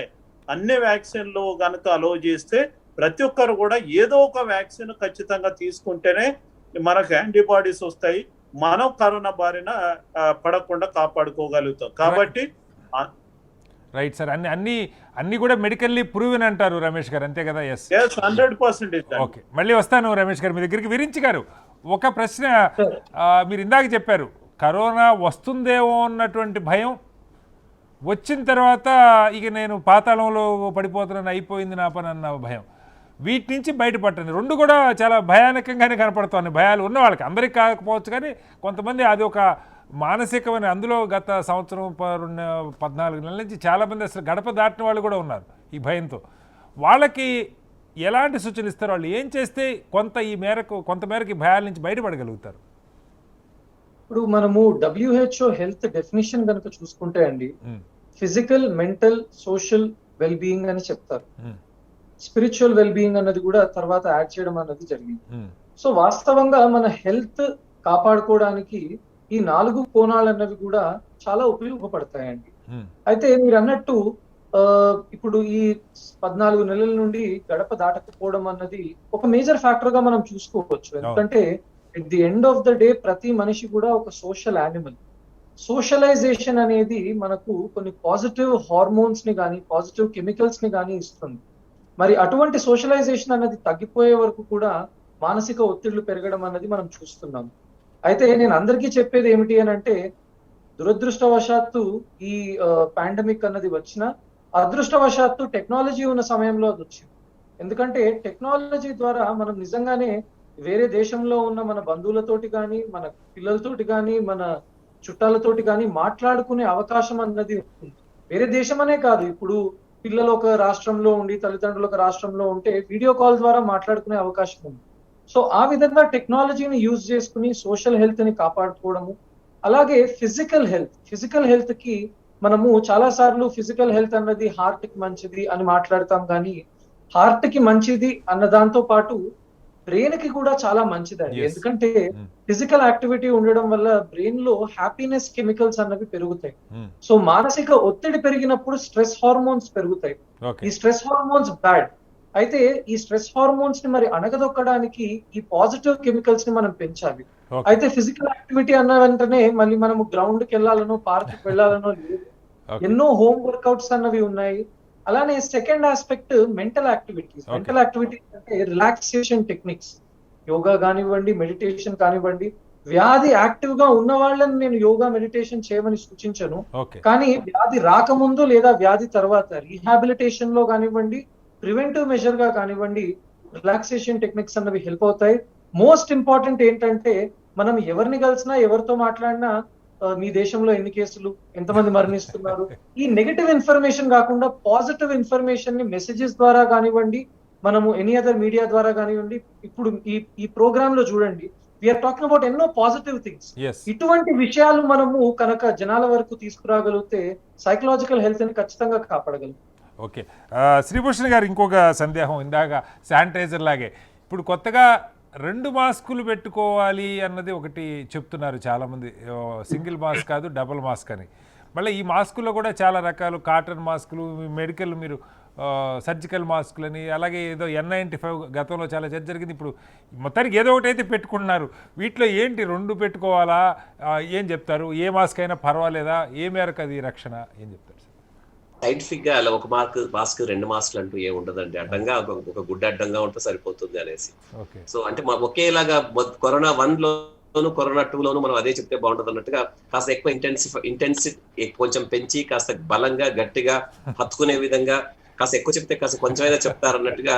అంటే మొదట మనం కొంచెం బేరం ఆడేటప్పుడు వాడు 10 రూపాయలు చెప్పి 5 రూపాయలు అని 10 రూపాయలకి చెప్తాడు. మన బేరం ఆడితే మనం 5 రూపాయలకి వస్తాం కదా మళ్ళీ మనము. సో అతను ఇద్దరు సాటిస్ఫై అవుతారు. బేరం ఆడి తక్కువ చేయించుకున్నారు ఈ వ్యక్తి, అమ్మాయి నేను మోసపోకుండా 5 రూపాయలకి అమ్మానని చెప్పి అతను ఇద్దరు ఆనందపడతారు. సో ఇక్కడ కూడా అంతే. ఎందుకు చెప్తున్నానంటే 2 గుడ్డలు అడ్డు పెట్టుకుంటే ఎక్కువ అయిపోవడము, ఎక్కువగా వ్యాప్తి కాకుండా చూసుకోవడం అన్నది అట్లా ఉండదు. తప్పనిసరిగా అంతే. రెండు మాస్క్, ఒక మాస్క్ మీద మాస్క్ పెట్టుకోవాల్సిన అవసరం అంత గొప్పగా లేదు. కాకపోతే అది కూడా పెట్టుకోవడం లేదన్నదే ఇక్కడ బాధ. ఇప్పుడు వచ్చిన వాళ్ళందరూ కూడా ఆ ఉన్న మాస్క్ కింది తీసి మాట్లాడడము, లేకపోతే ఆ మాస్క్ పట్టించుకోకుండా వెళ్ళిపోవడము, అట్లా చేసిన వాళ్ళే వీళ్ళంతా కూడా. సో కాబట్టి 2 మాస్కులు అంటే రెండు మార్గాలను దాటుకుంటూ అది వైరస్ చాలా అలవోకగా చీల్చుకొని ముక్కు ద్వారా లోపలికి వెళ్ళిపోతుందా అన్నది అట్లా అది ఊహాజనితమైనది.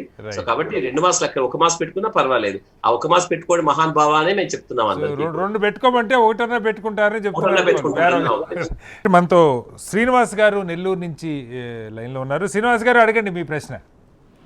సార్ నేను 1వ తారీఖు వ్యాక్సిన్ తీసుకున్నాను సార్ నేను. ఓకే, April 1 అండి?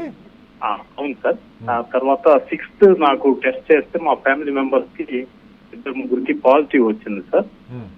అది యాక్చువల్ గా 6 weeks తర్వాత వ్యాక్సిన్ తీసుకోమన్నారు కదా, ఇప్పుడు మాకు పాజిటివ్ వచ్చింది కదా, హోమ్ క్వారంటైన్ అసిమ్టమాటిక్ సార్. కానీ వ్యాక్సిన్ ఎప్పుడు తీసుకోవాలి, ఎన్ని వారాల తర్వాత అనేది డౌట్ సార్. పాపారావు గారు, April 1 వ్యాక్సిన్ తీసుకున్నారు, 6వ తారీఖు పాజిటివ్ అని తెలిసింది. వ్యాక్సిన్ ఇప్పుడు ఆ షెడ్యూల్ ప్రకారం తీసుకోవచ్చా లేదా డాక్టర్ గారు? తీసుకోకూడదండి. ఒకసారి తీసుకున్న తర్వాత కోవిడ్ వచ్చే అవకాశం ఉంది. మనం గుర్తించాల్సింది ఏంటంటే, 1 డోస్ తీసుకున్నా 2వ డోస్ తీసుకున్న తర్వాత కూడా కోవిడ్ వచ్చే అవకాశం ఉంది.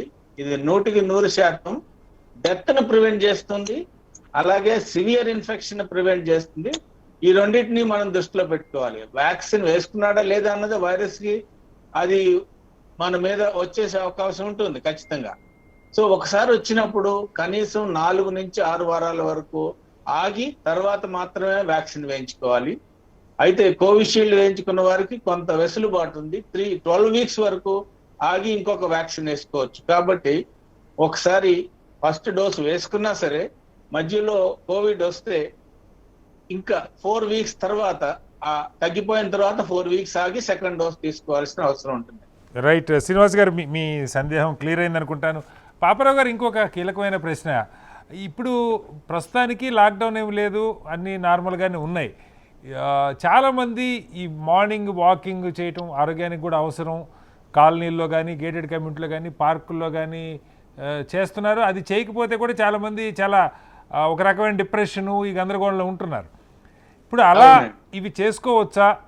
నార్మల్ వాకింగ్ చేసేవాళ్ళు కాస్త బయటకు వచ్చి చేసుకోవచ్చా, లేదా వాళ్ళు రావటం ప్రమాదం? ఎందుకంటే ఎయిర్ బార్న్ అంటున్నారు, ఇప్పుడు అదే ఒక పెద్ద సమస్య. ఎలా చూడాలి? అల్టిమేట్ గా ఇది కోవిడ్ అప్రాప్రియేట్ బిహేవియర్ అండి. మనం శానిటైజేషన్ అయినా, మాస్కులు అయినా, సోషల్ డిస్టెన్సింగ్ అయినా అప్రాప్రియేట్ బిహేవియర్ అనేది మన మనసులో ఉంచుకోవాలి.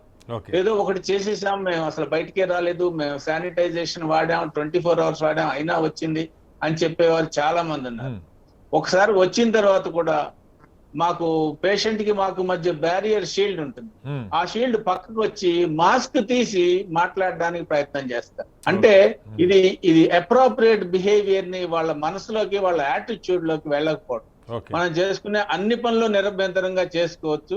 Covid appropriate behaviour, Covid appropriate attitude మనకు వచ్చేయాలండి. అప్పుడు మనం డెఫినెట్ గా వ్యక్తిగత స్థాయిలో అక్కడ ఖచ్చితంగా ప్రివెంట్ చేయగలుగుతాం.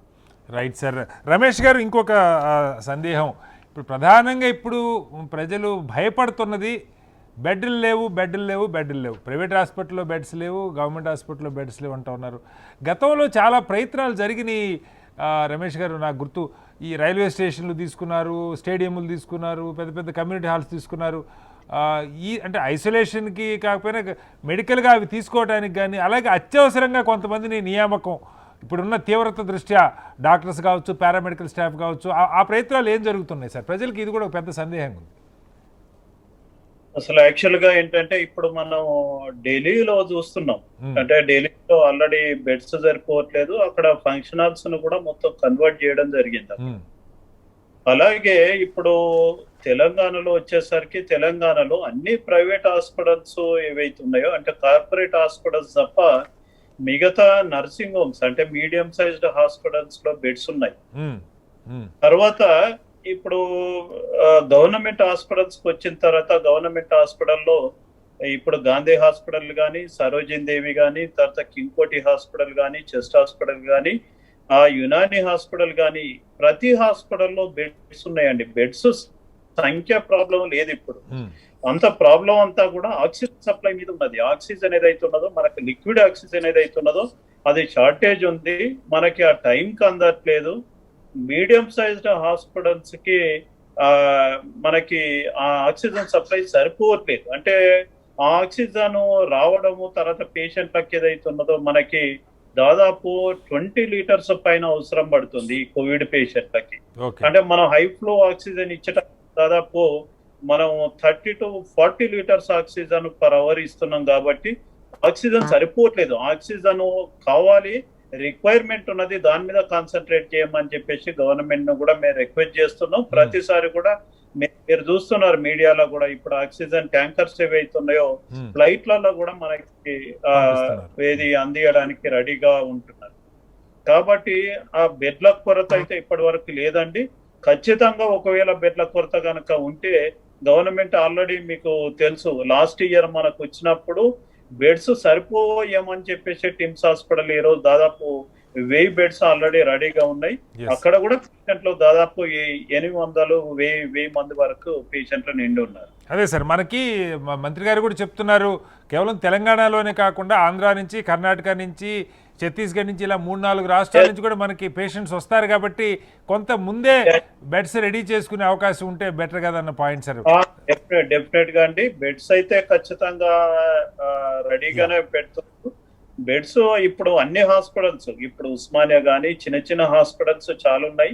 ఆ హాస్పిటల్స్ కూడా కన్వర్ట్ చేయడానికి రెడీగా ఉన్నారు. టోటల్ కోవిడ్ కి కన్వర్ట్ చేయడానికి కూడా గవర్నమెంట్ మాట్లాడుతున్నాం. డెఫినెట్ గా ఇప్పుడు మిగతా సర్వీసెస్ ఏవి అవుతున్నాయో, ఇప్పుడు జనరల్ సర్జరీ కానీ, న్యూరో సర్జరీ కానీ, అదర్ స్పెషాలిటీ బ్రాంచెస్ కూడా కంప్లీట్ గా ప్యారలైజ్ చేసి మొత్తం సర్జరీస్ కూడా ఆపేసి కంప్లీట్ గా కోవిడ్ కే కన్వర్ట్ చేద్దామని చెప్పేసి కూడా గవర్నమెంట్ ఆలోచన. రైట్ సార్, మనతో నాగమణి గారు హైదరాబాద్ నుంచి వారి సందేహం అడగడానికి ఉన్నారు. నాగమణి గారు అడగండి మా మీ డౌట్ ఏంటి? నమస్కారం సార్, మేము కోవాక్సిన్ వ్యాక్సిన్ తీసుకున్నాము. ఇప్పుడేమో అది అవైలబిలిటీ లేదంటున్నారు. దాని బదులు మేము కోవిడ్ తీసుకోవచ్చా? శ్రీభూషణ్ గారు, క్లియర్ గా వినిపించలేదు. వారు మొదటి డోసు కోవాక్సిన్ తీసుకున్నారు, ఇప్పుడు సెకండ్ డోస్ తీసుకోవాలి, కానీ కోవాక్సిన్ ఎక్కడా దొరకటం లేదు, కోవిషీల్డ్ తీసుకోవచ్చు అని అడుగుతున్నారు. కోవాక్సిన్ దొరుకుతుందమ్మా. కోవాక్సిన్ తీసుకుంటే మీరు కోవాక్సిన్ తీసుకోవాలి. కోవాక్సిన్ నిమ్స్ లో ప్రభుత్వ ఆసుపత్రిలో ఇస్తున్నారు, మీరు కంగారు పడకండి. సెకండ్ డోస్ కాబట్టి నిమ్స్కి వచ్చినా ఇస్తారు. మీరు ఎక్కడున్నారో నాకు తెలియదు, బట్ దగ్గరలో ప్రభుత్వ ఆసుపత్రికి వెళ్తే మీరు కోవాక్సిన్ అడిగితే కోవాక్సిన్ ఇస్తారు. మీరు ఎక్కడ కోవాక్సిన్ తీసుకున్నారో అదే అడిగితే ఇస్తారు. మీరు కావాలనుకుంటే మీరు నిమ్స్కి రండి, మీకు 2వ డోస్ కోవాక్సిన్ ఇస్తారు. కానీ కోవాక్సిన్ తీసుకోవాలి, కోవాక్సిన్ తీసుకోవడమే ఉత్తమం. కోవిషీల్డ్ తీసుకోకూడదు. అది సైద్ధాంతికంగా తప్పవుతుంది, శాస్త్రీయంగా కూడా తప్పవుతుంది. మీరు అలా చేయొద్దు. ఎస్, నాగమణి గారు, మీకు కోవాక్సిన్ దొరకకపోతే నిమ్స్ హాస్పిటల్కి వెళ్ళమంటున్నారు. అక్కడ శ్రీభూషణ్ రాజు గారు స్వయంగా వారు హామీ ఇస్తున్నారు. మీకు సెకండ్ డోస్ కాబట్టి అవకాశం ఉన్నది, కోవాక్సిన్ తీసుకోవడానికి వెళ్ళొచ్చు, అదే వ్యాక్సిన్ తీసుకోమని చెప్తున్నారు. మనతో రాజు మరో కాలర్ లైన్లో ఉన్నారు. రాజు గారు, మీ ప్రశ్న అడగండి. సార్ నమస్తే సార్.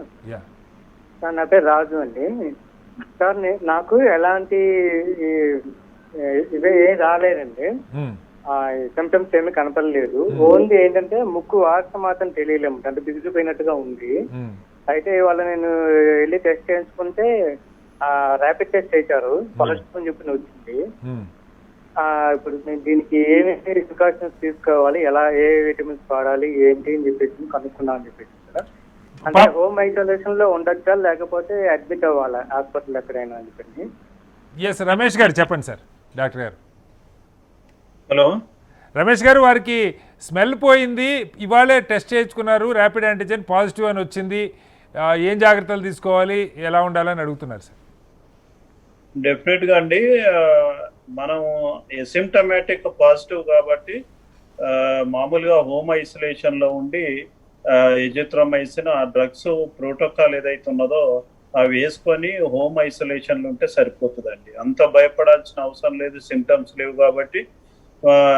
మరి మెడిసిన్స్ తీసుకుంటే సరిపోతుందండి ఇంట్లోనే ఉండి.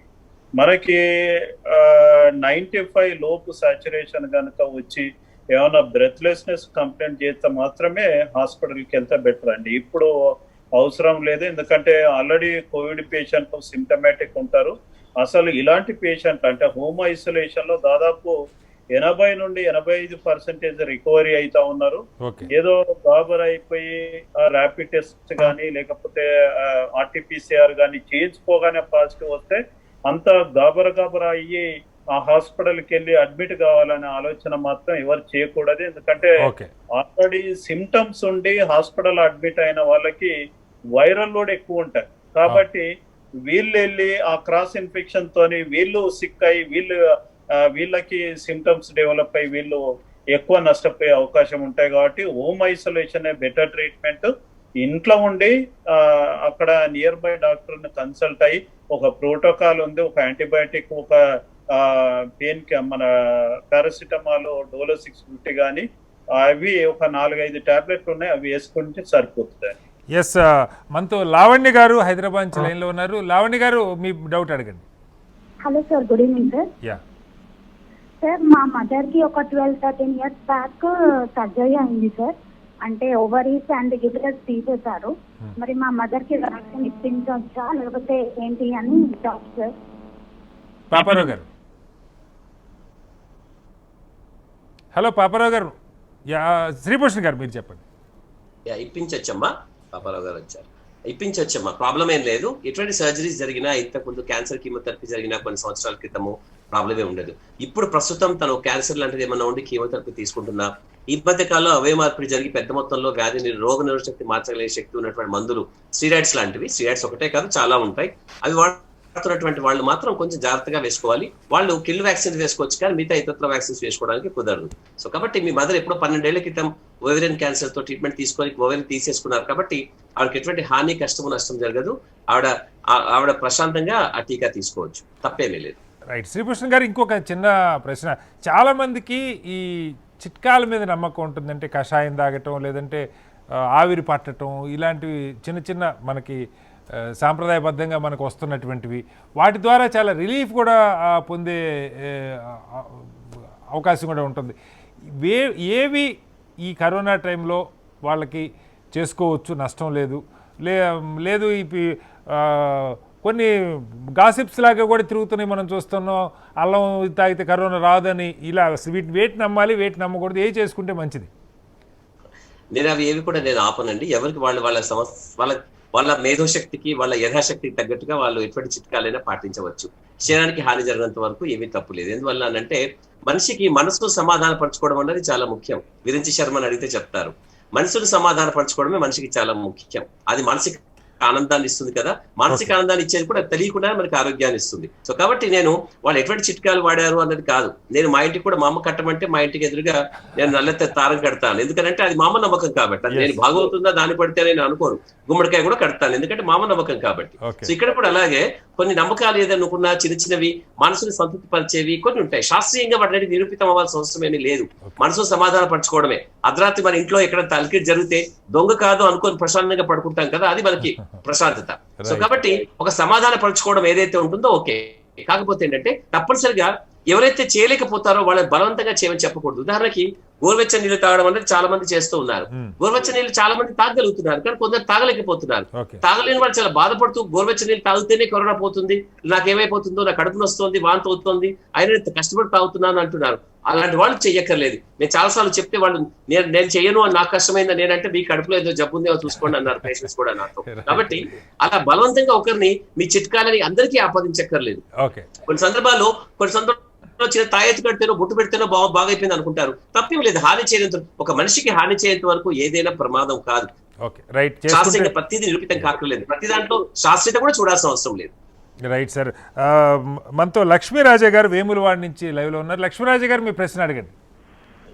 సార్ నేను నాకు ఏఎన్ఏ పాజిటివ్ సార్. చెప్పండి. ఏఎన్ఏ పాజిటివ్ ఉన్నా సార్. నేను హెచ్సీక్యూను స్టెరాయిడ్స్ పెయిన్ కిల్లర్ వాడుతున్నా సార్. ఓకే. హలో సార్, అయితే పెయిన్ కిల్లర్ బంద్ చేయమన్నారు. ఇప్పుడు 3 రోజులు నేను వాటిని వేసుకొని సార్ కంటిన్యూ చేయొచ్చా సార్? పాపారావు గారు, మీరు ముందుగా ఒకసారి మీ డాక్టర్ని కలవాలండి. స్టెరాయిడ్ డోస్ని సాధ్యమైనంత తక్కువకి less 5 milligrams ఆఫ్ ప్రెడ్నిజోలోన్, వైసలోన్ అలాంటి వాటిని తక్కువ చేసి ముందు అప్పుడు మీరు వ్యాక్సిన్ చేయించుకోవాల్సి ఉంటుంది. వ్యాక్సిన్ ఖచ్చితంగా చేయించుకోవాలి.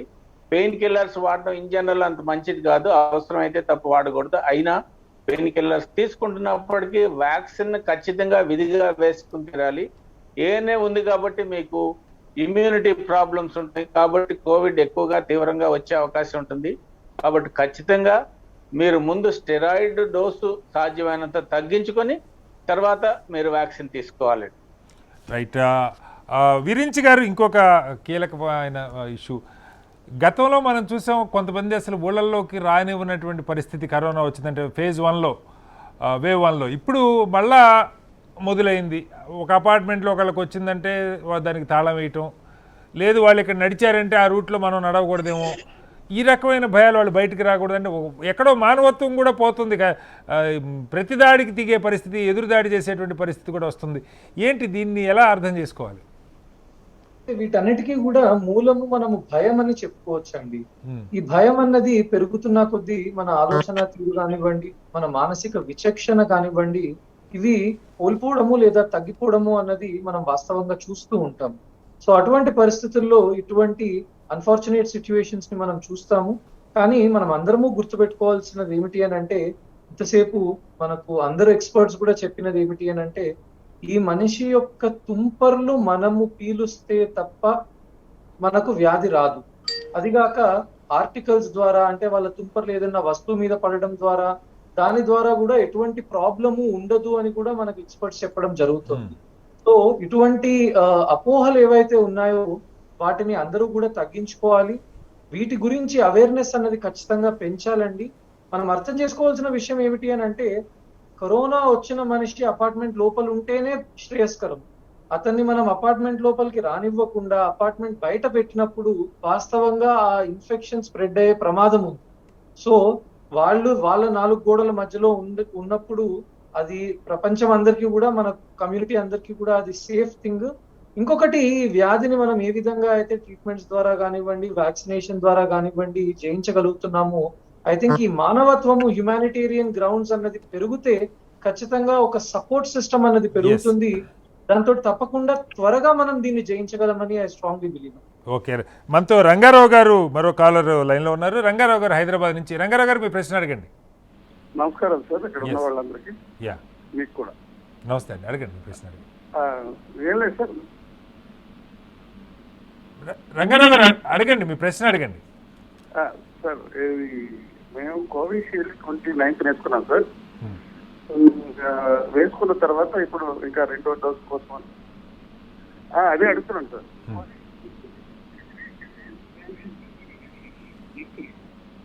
రంగారావు గారు, నా వాయిస్ వినపడుతుందా? అడగండి. కోవిషీల్డ్ ఫస్ట్ డోస్ వేసుకున్నారు, తర్వాత ఏమైంది?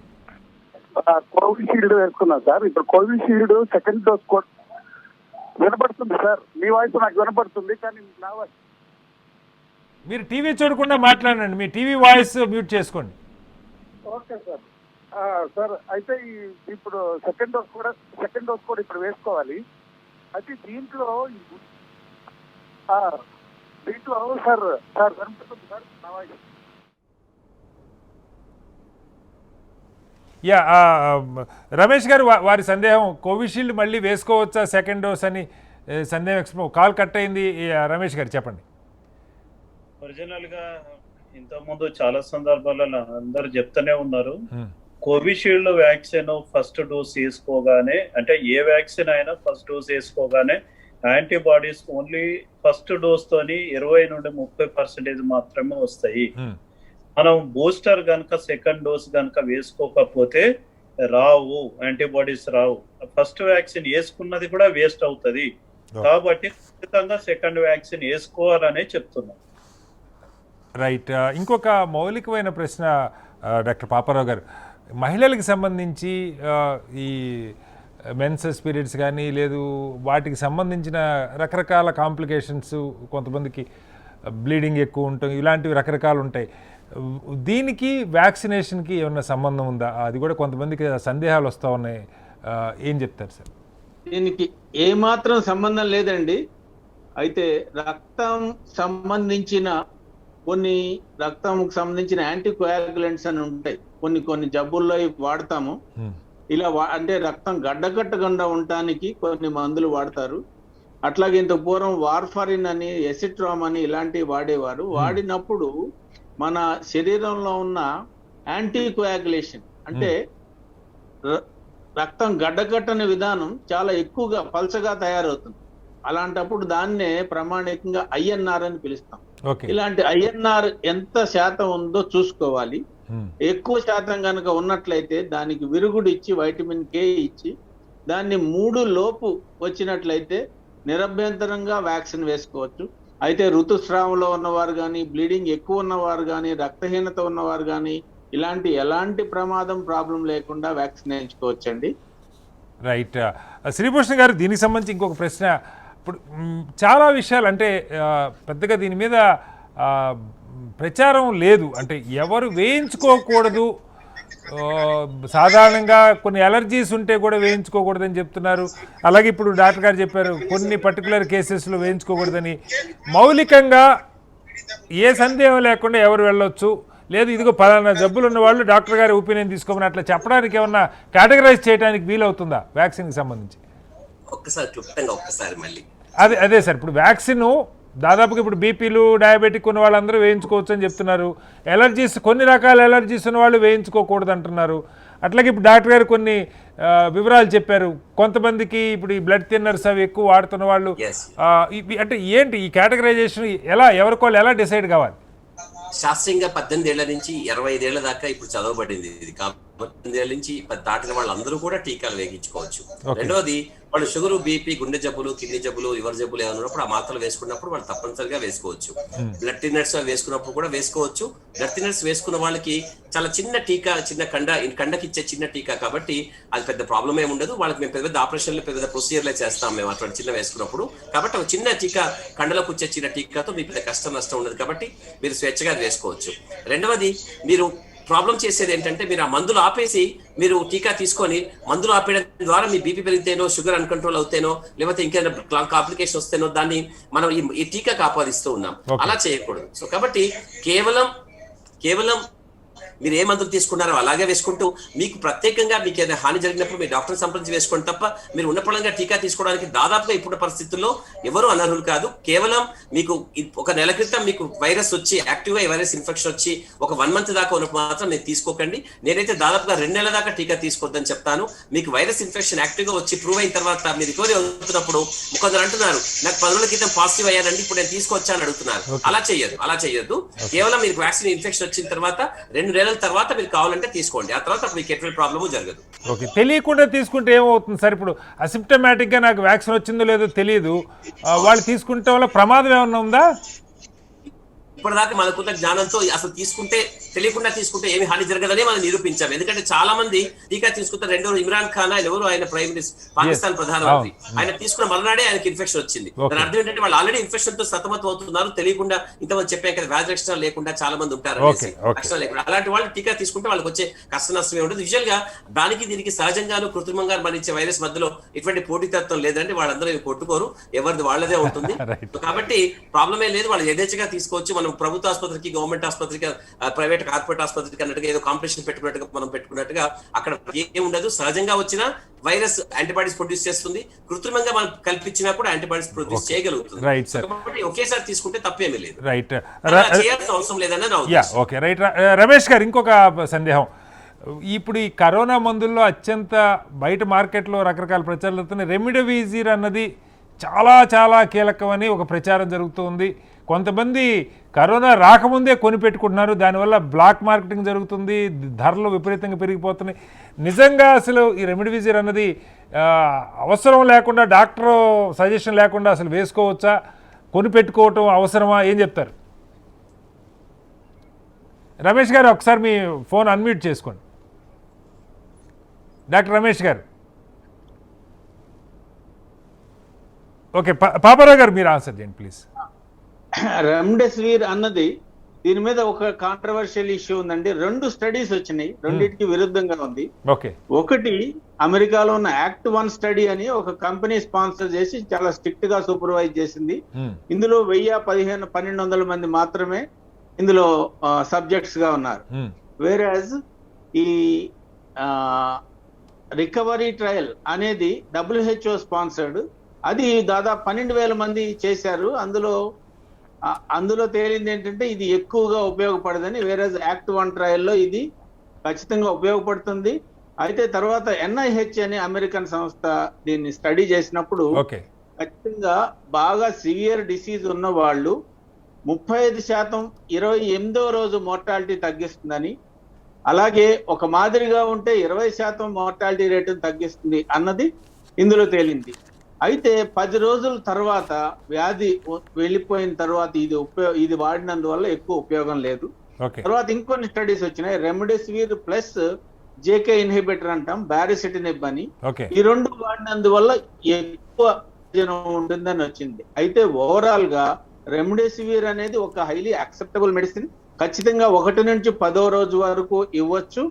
ఇచ్చినందువల్ల యాంటీ వైరల్ డ్రగ్ కాబట్టి ఇచ్చినందువల్ల ఖచ్చితంగా ఇది పనిచేస్తుంది.